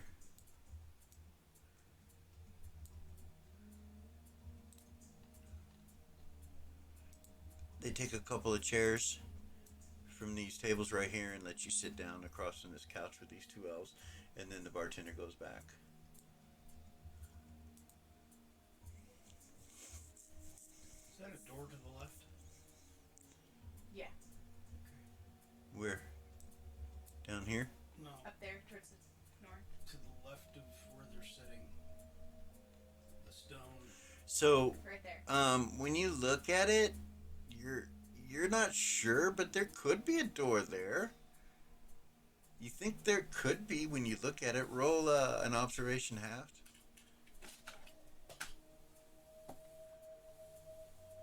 No. So you're suspecting that there's a door, but you don't see any way to open it or any proof that it is a door. It may just be have been built that way to appear that way. You're not sure, or bricked over. Well, I was trying to find a place over there to stand where he's not within earshot, but if trouble broke out, he would be close enough to. So right here is a door. That's what I was talking about. Right here. Right. Okay. But like on that corner, All right. if he could stand there facing this way, So you go here. go up just a touch right there on that corner, so he's there nearby. Bodyguard. Bodyguard. Okay. Bodyguard style. Facing away, but he's not within earshot, or technically not within earshot, but he's there in case trouble breaks out. Okay.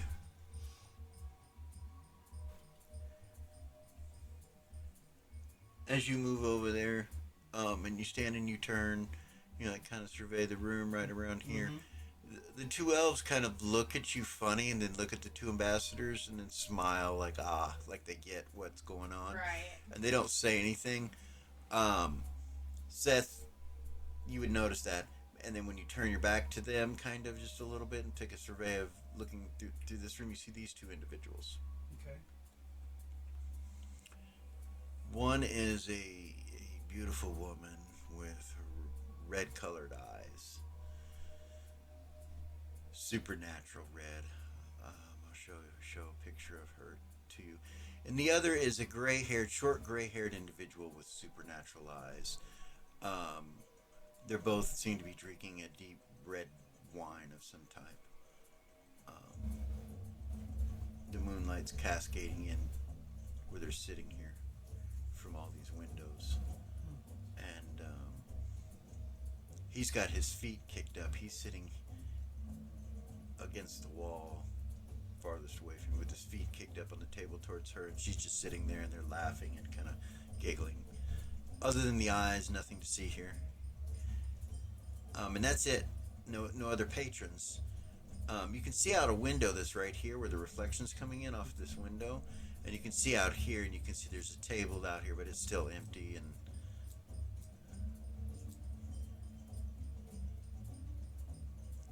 the wall itself, you can see is real jagged right here.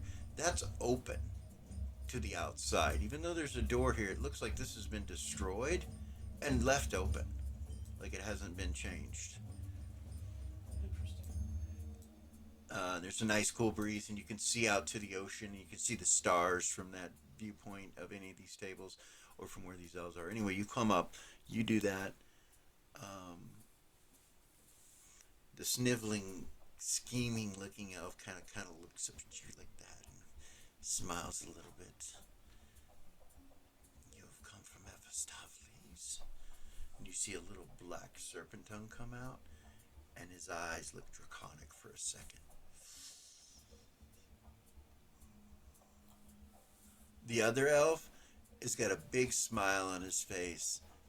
Beautiful, long, blonde hair, straight down to his midsection, his waist. He's wearing what looks like some sort of tiara with little horns that come out of it in various places. 3 different gemstones that are located on it that all look red in color. Not ruby red, not crystal red, but cloudy red. And he smiles at you, and the rest of his outfit is golden and green.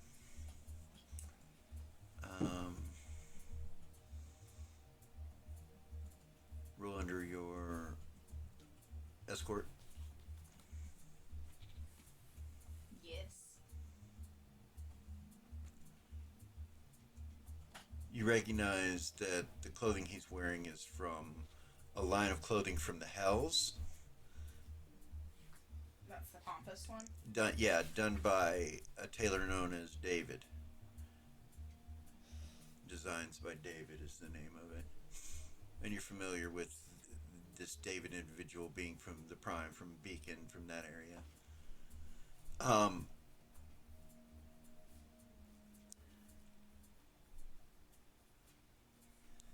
Yeah. Zen just smiles and he's like nodding at him as he's talking.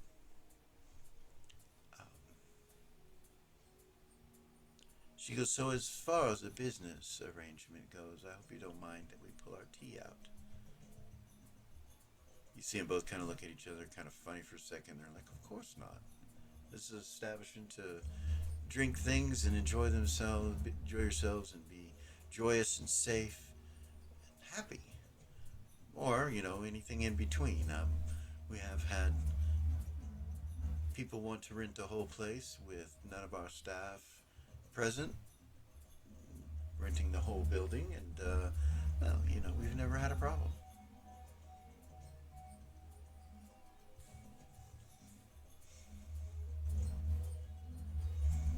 You've been told the fees, ambassadors, and she's like, oh, yes, we have. We're just not sure if, the decor, what if we wanted to change something? And he's like, well, we could work something out, of course. That's not a problem. Would you be wanting our services in any manner, or would you like to rent the place with no one present? No one present, 7,777 silver for the evening. It would be for 8 hours. Now, if you would like our staff, then you're going to need to pay just a bit more. Rounds out to about 13,000 silver. 13,333 silver. Do I know what that is? What do you mean? Like his rent. That thing that they're doing with the 7777333. What the fuck is that? What is that? I don't know. Is that a thing? Like Right. what? What the fuck is that? What is that? I'm missing something. You don't have religion. I don't have religion. You don't know. It could be code talk. You're not sure. Huh? No customs? No? No? Fuck. Where's your no customs at? You know what I mean? Here. Yeah, no. Queensland. No. Companionhood. Yeah, yeah. Okay. Um, All right.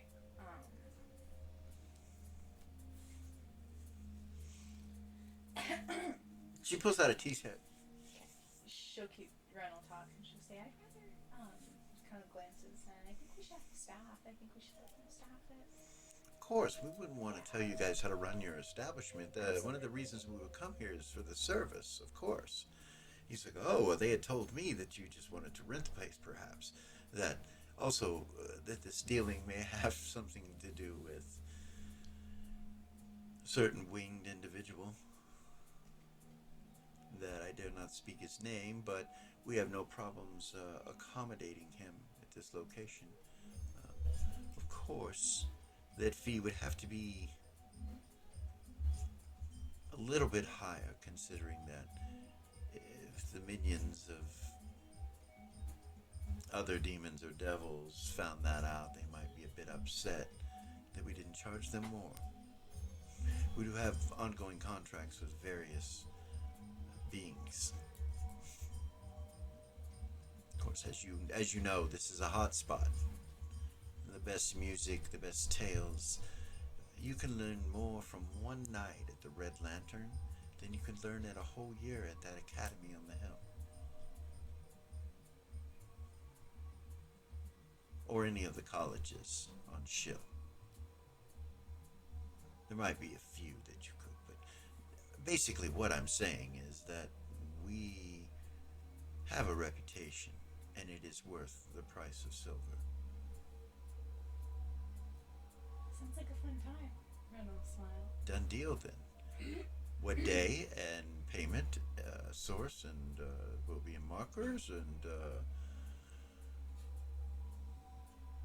any details between the bar staff and yourself can be taken care of with them, unless you desire that I help design your event, and I would be most honored to do so. And you see the elf kind of do a little bow. The one wearing the green and the gold. Okay. We're thinking between the 23rd and the 24th around midnight. Oh, that is not a problem. Plenty of time to plan. She looks next, or he looks next to the guy next to him, and he says, "Spinster, I have this taken care of. You can go about your business, and we will discuss things later." You see him nod at him and smile and kind of get up with his greasy hair, and he kind of wanders across the bar and goes over towards where the bartender and them are, and goes up these steps to the upstairs.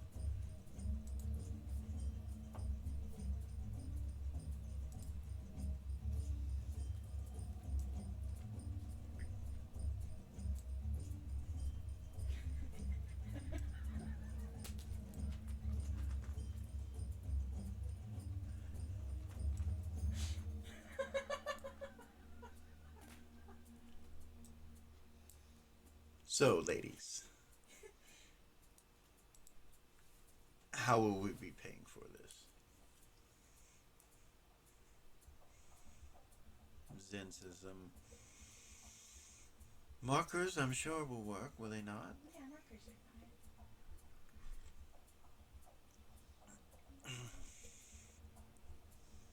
Or I could, how about I just do it on Black Bank credit? And she turns and looks at him, and he goes, of course you can. Just give me your numbers. And she's like, of course, I can do that.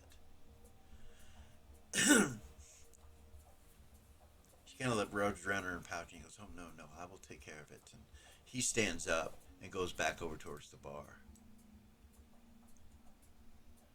Kind of leans over. And the bartender leans under the bar and grabs something and gives it to him. And he comes walking back over with it. Here, dear. And he puts down a scroll and a quill and some ink. And the quill is flourishing red and orange colors pluming out of it. And she takes it. Oh, I love this. He goes, oh, well, if you like it, just keep it, dear. Just keep it. And she puts a number down on this scroll.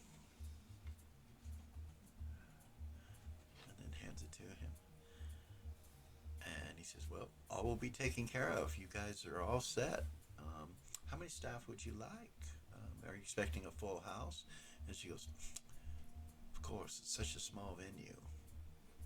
I mean, what does this place seat, I mean, comfortably? And he says, oh, 40 people at the most, probably.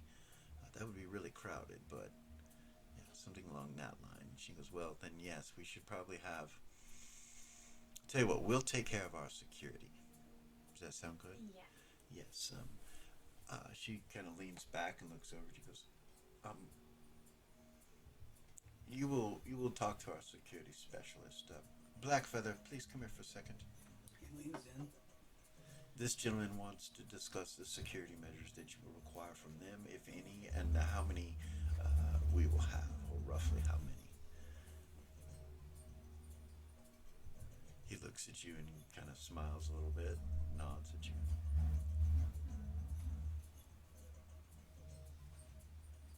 What do you do? 52? No. 12. Oh, 12, sorry. 12? You will be bringing 12, sounds like 12 security with us. Do you have someone that can do security for the event other than that on your side? And do you want that? That's all we'll need. Very well, that's all we'll need. So we'll need no one from your organization. No, that's from us. He nods, he goes, very well. So, no bouncer? That's me. He nods. Very well. And, how many waitresses?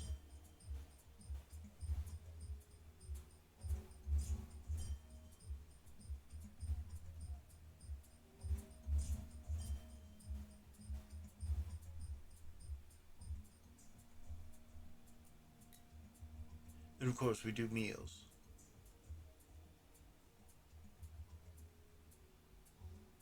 And have rooms. The perfect package. I kind of get the feel of what you're going along right now so far, and I think. And when you look around the room, you see like living flowers growing in the walls and things of that nature. The dragon scales that are on the floor for the roof. It's all very Nature expensive. orientated. You look at the cherry wood and the bar. This place is old and it's nice. Used a lot, it looks like. Anyway,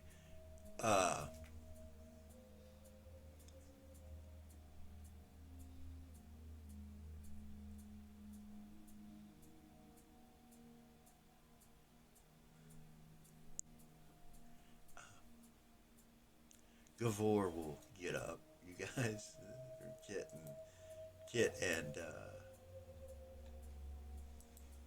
Zumbar are over there.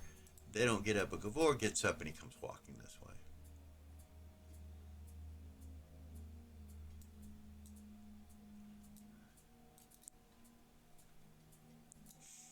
So, are you ladies gonna hire me, or what do you think? I can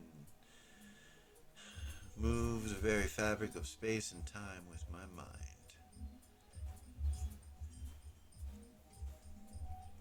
Should look at some. You would be great for security.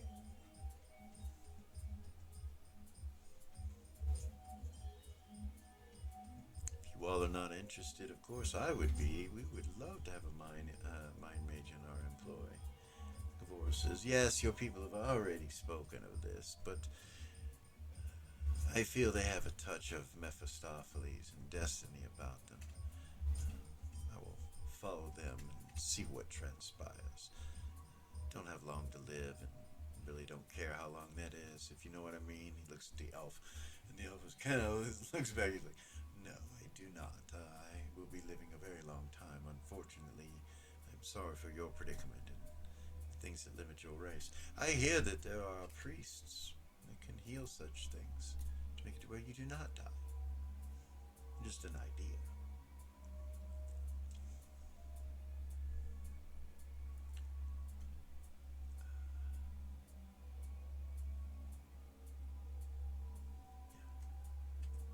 Good thing Zumbar wasn't standing there.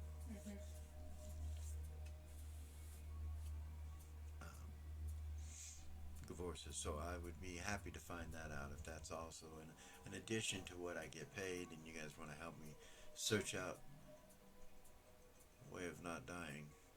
You hear his voice kind of change, and he looks at you both.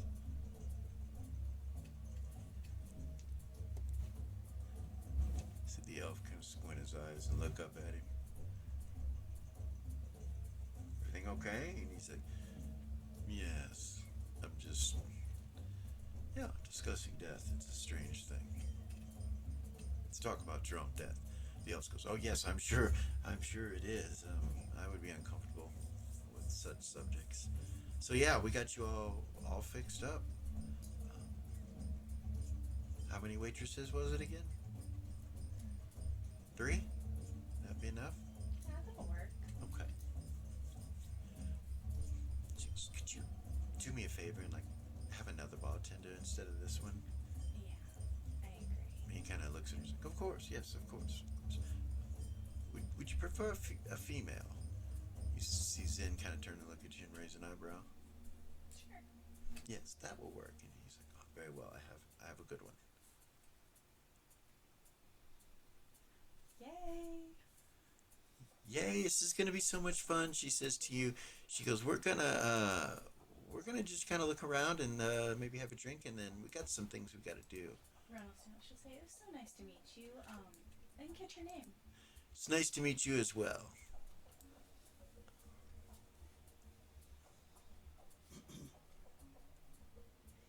He doesn't answer her, though. She said, I didn't catch your name. He says, Arakshid is my name.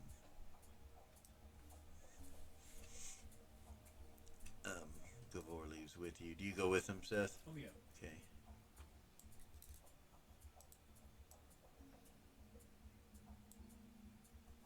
It is his duty, after all.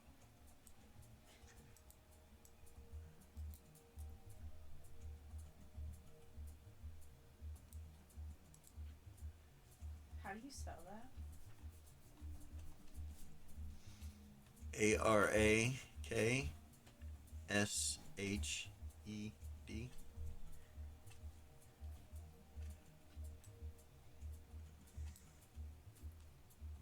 I'll go back to my position by the stairs. Let Gabor have his seat. Just kind of stands there. Eyeballing everybody. Yeah. I do turn on my eye patch, though. Okay. You true sight and you look around the room and you realize that it's picking up the air all around you. All the air. And it's all kind of a pink color. And you just kind of gaze around the bar. You know your true sight's working, but it doesn't show anybody. Nothing on anybody. All you see is that shit everywhere. He thinks to himself, damn it, Ren, turn that shit off.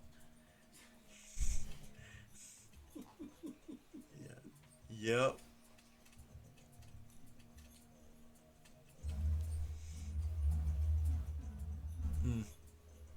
Can't. I know. I can't turn it off. That's why he said it to himself. Yeah, can't do that. So yeah.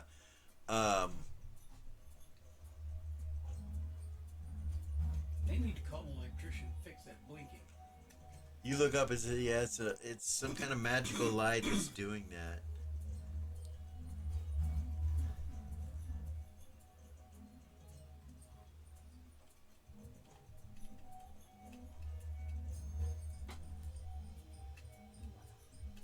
And he'll stay there and let them enjoy themselves as long as they want.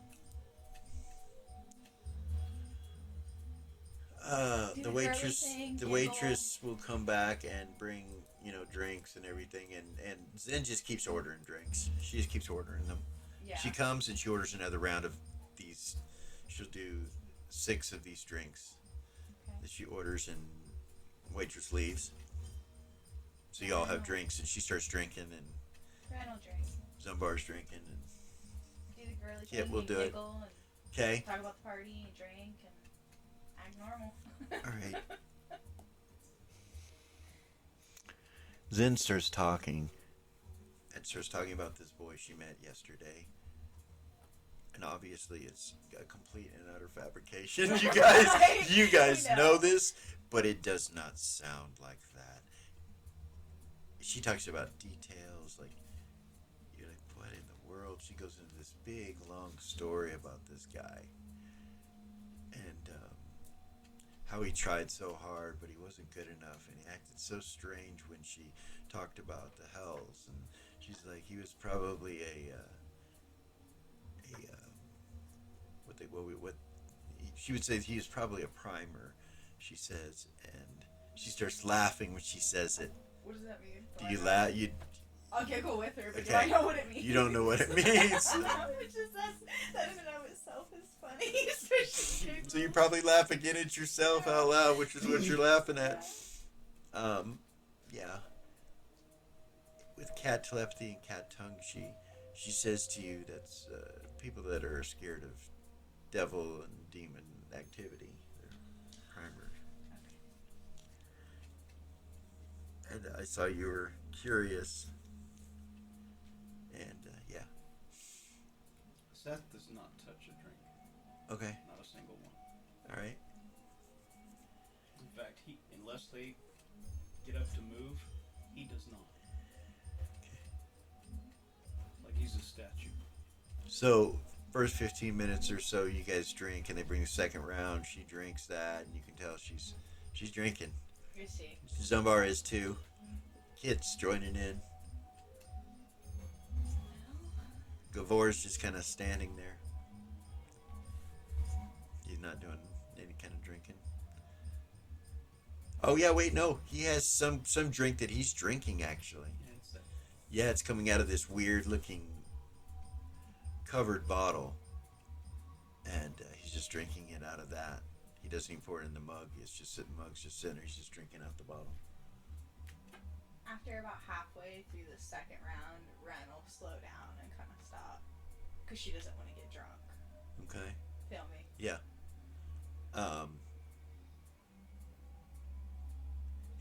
Gavor says, "I'm with them now, so this is free too, right?" And he looks at the bartender and he nods, like, "Of course." He smiles. So you guys are listening to her make-believe story. It's great. I love it. It's wonderful.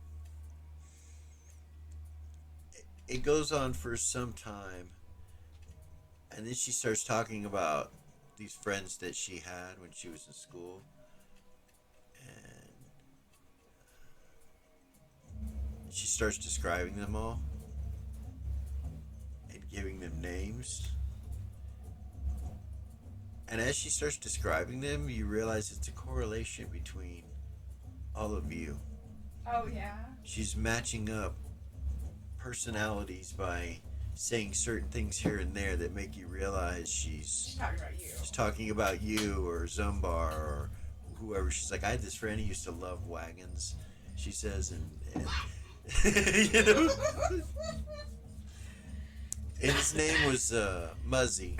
We called him Muzzy, and you know, she goes through the whole group and gives names to all of you that are not your names and that are so everybody's hears it. Zumbar, he didn't He didn't catch it. catch on to any of it. He didn't catch on to any of it. Kit, she didn't know what's going on. Completely. Roll under your intelligence to Yeah. Yes. catch on to it. Yes. Yeah. Roll under your intelligence. Under my intelligence? Yes. Does one count? Yeah. Another crit. Yeah.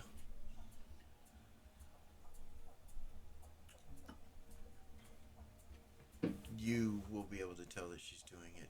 Gavor can. Zumbar didn't, and Kit didn't. Ren, you did. Mm-hmm. So that's going on. And a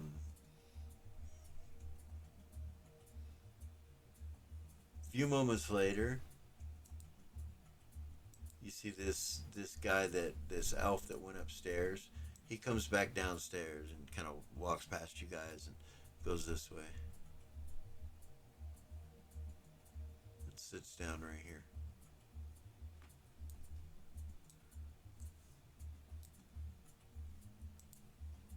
Telepathy, Ren. Should I offer Gabor a seat?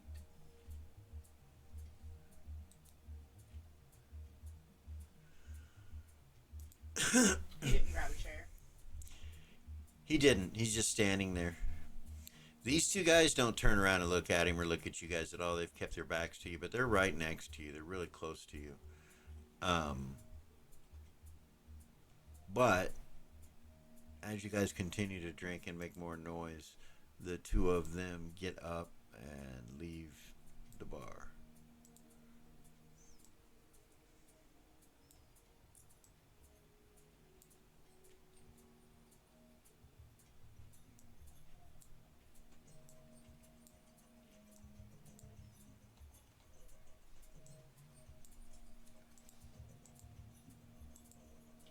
Goodness.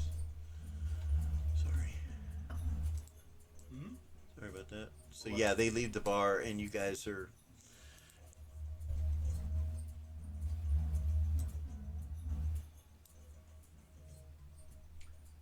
there. And then there were three.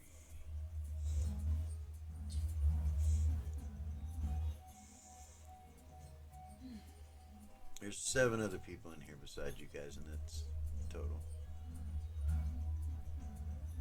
So yeah, they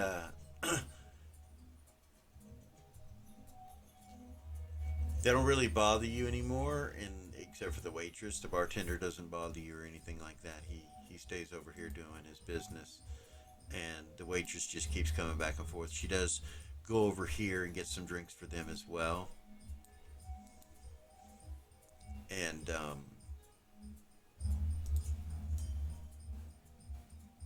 just continues to do her job as you guys listen to her story. Nothing's happening so far. The guy that's sitting over here, bartender keeps getting him drinks and he's drinking it, but he hasn't really moved from that spot.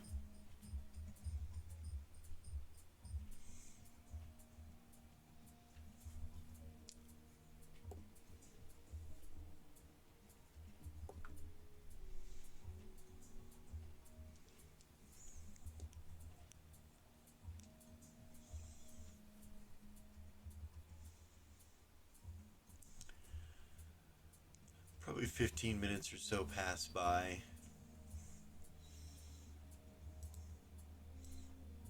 And the elf comes over to the table.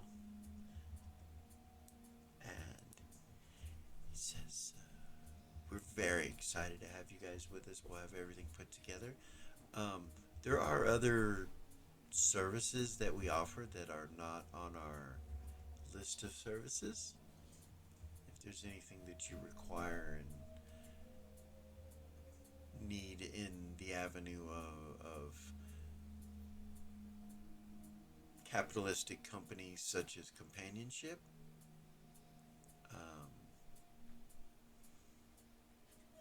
we offer that with specifically not the romance side, but with specifically friendship side, with new puppies and kittens and various other small furry creatures that we can bring in for your event, and it's a good conversation piece. If it's something you all are interested in, so it's a new idea that I've recently come up with. I mean, who doesn't like baby puppies, right? Elf smiles at you guys. Sorry, that's not him. That's me. It's like, Puppies. Yeah. Seth is allergic to dogs. Yeah. So that's what goes through Ren's mind. She's like, there's an allergy there. I don't But he said like kittens too. You see Zen just kind of frown for a minute. She goes, kittens? You have baby kittens that you have a bunch of them that you bring to events? Like, he goes, of course, our clients sometimes request strange animals as well, but we have a working relationship. with some individuals and animals. And she's like, oh. Reindeers in her head, like panthers. I've been thinking about getting in the exotic animal business, actually. I'm very familiar with the cat lines and, Abyssinians and Siamese and various other cats. So let me ask you a question. I need inventory. Zen says, and she looks at me.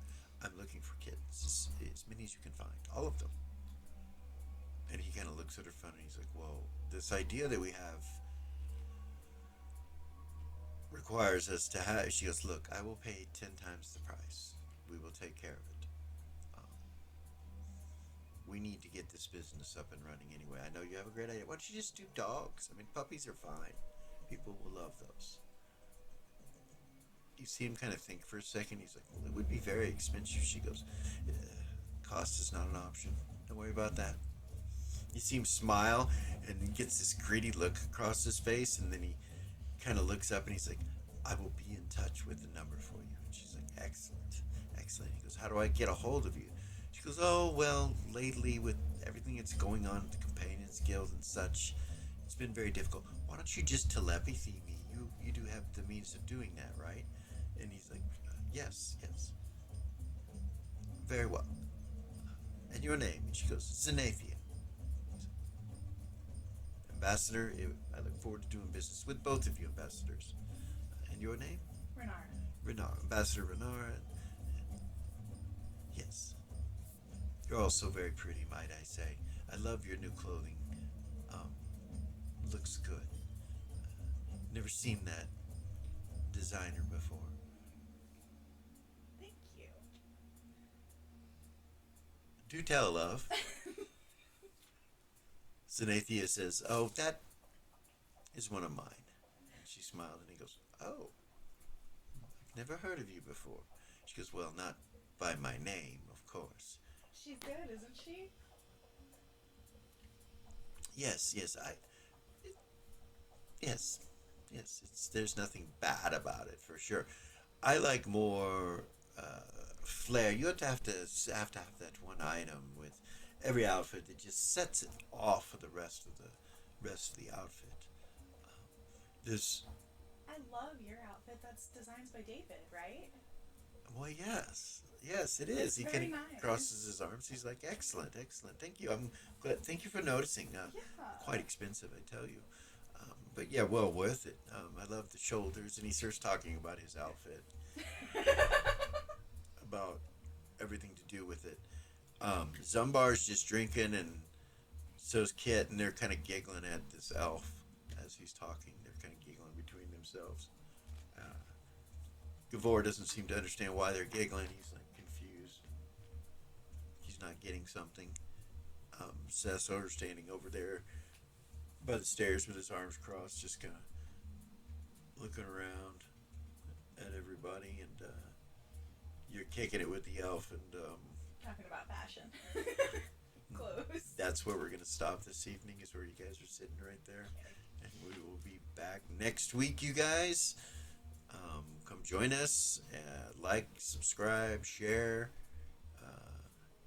Hit the ding ding. Hit the ding ding. All that shit.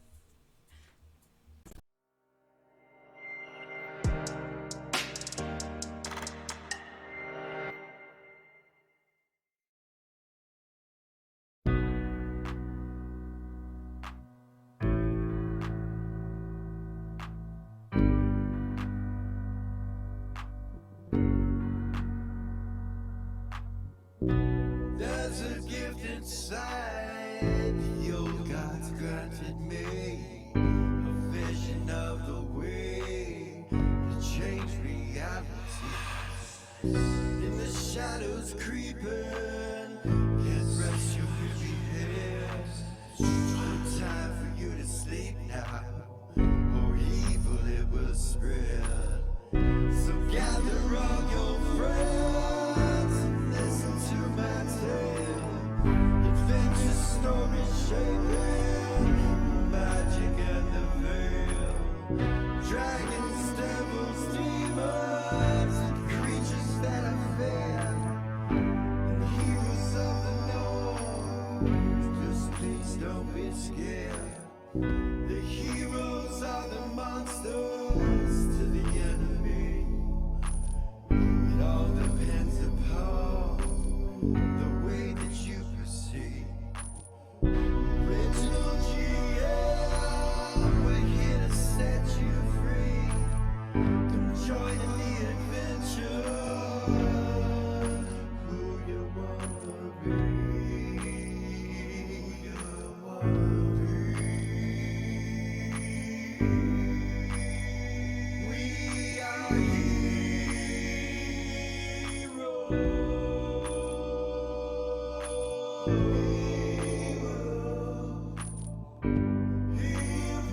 We are heroes.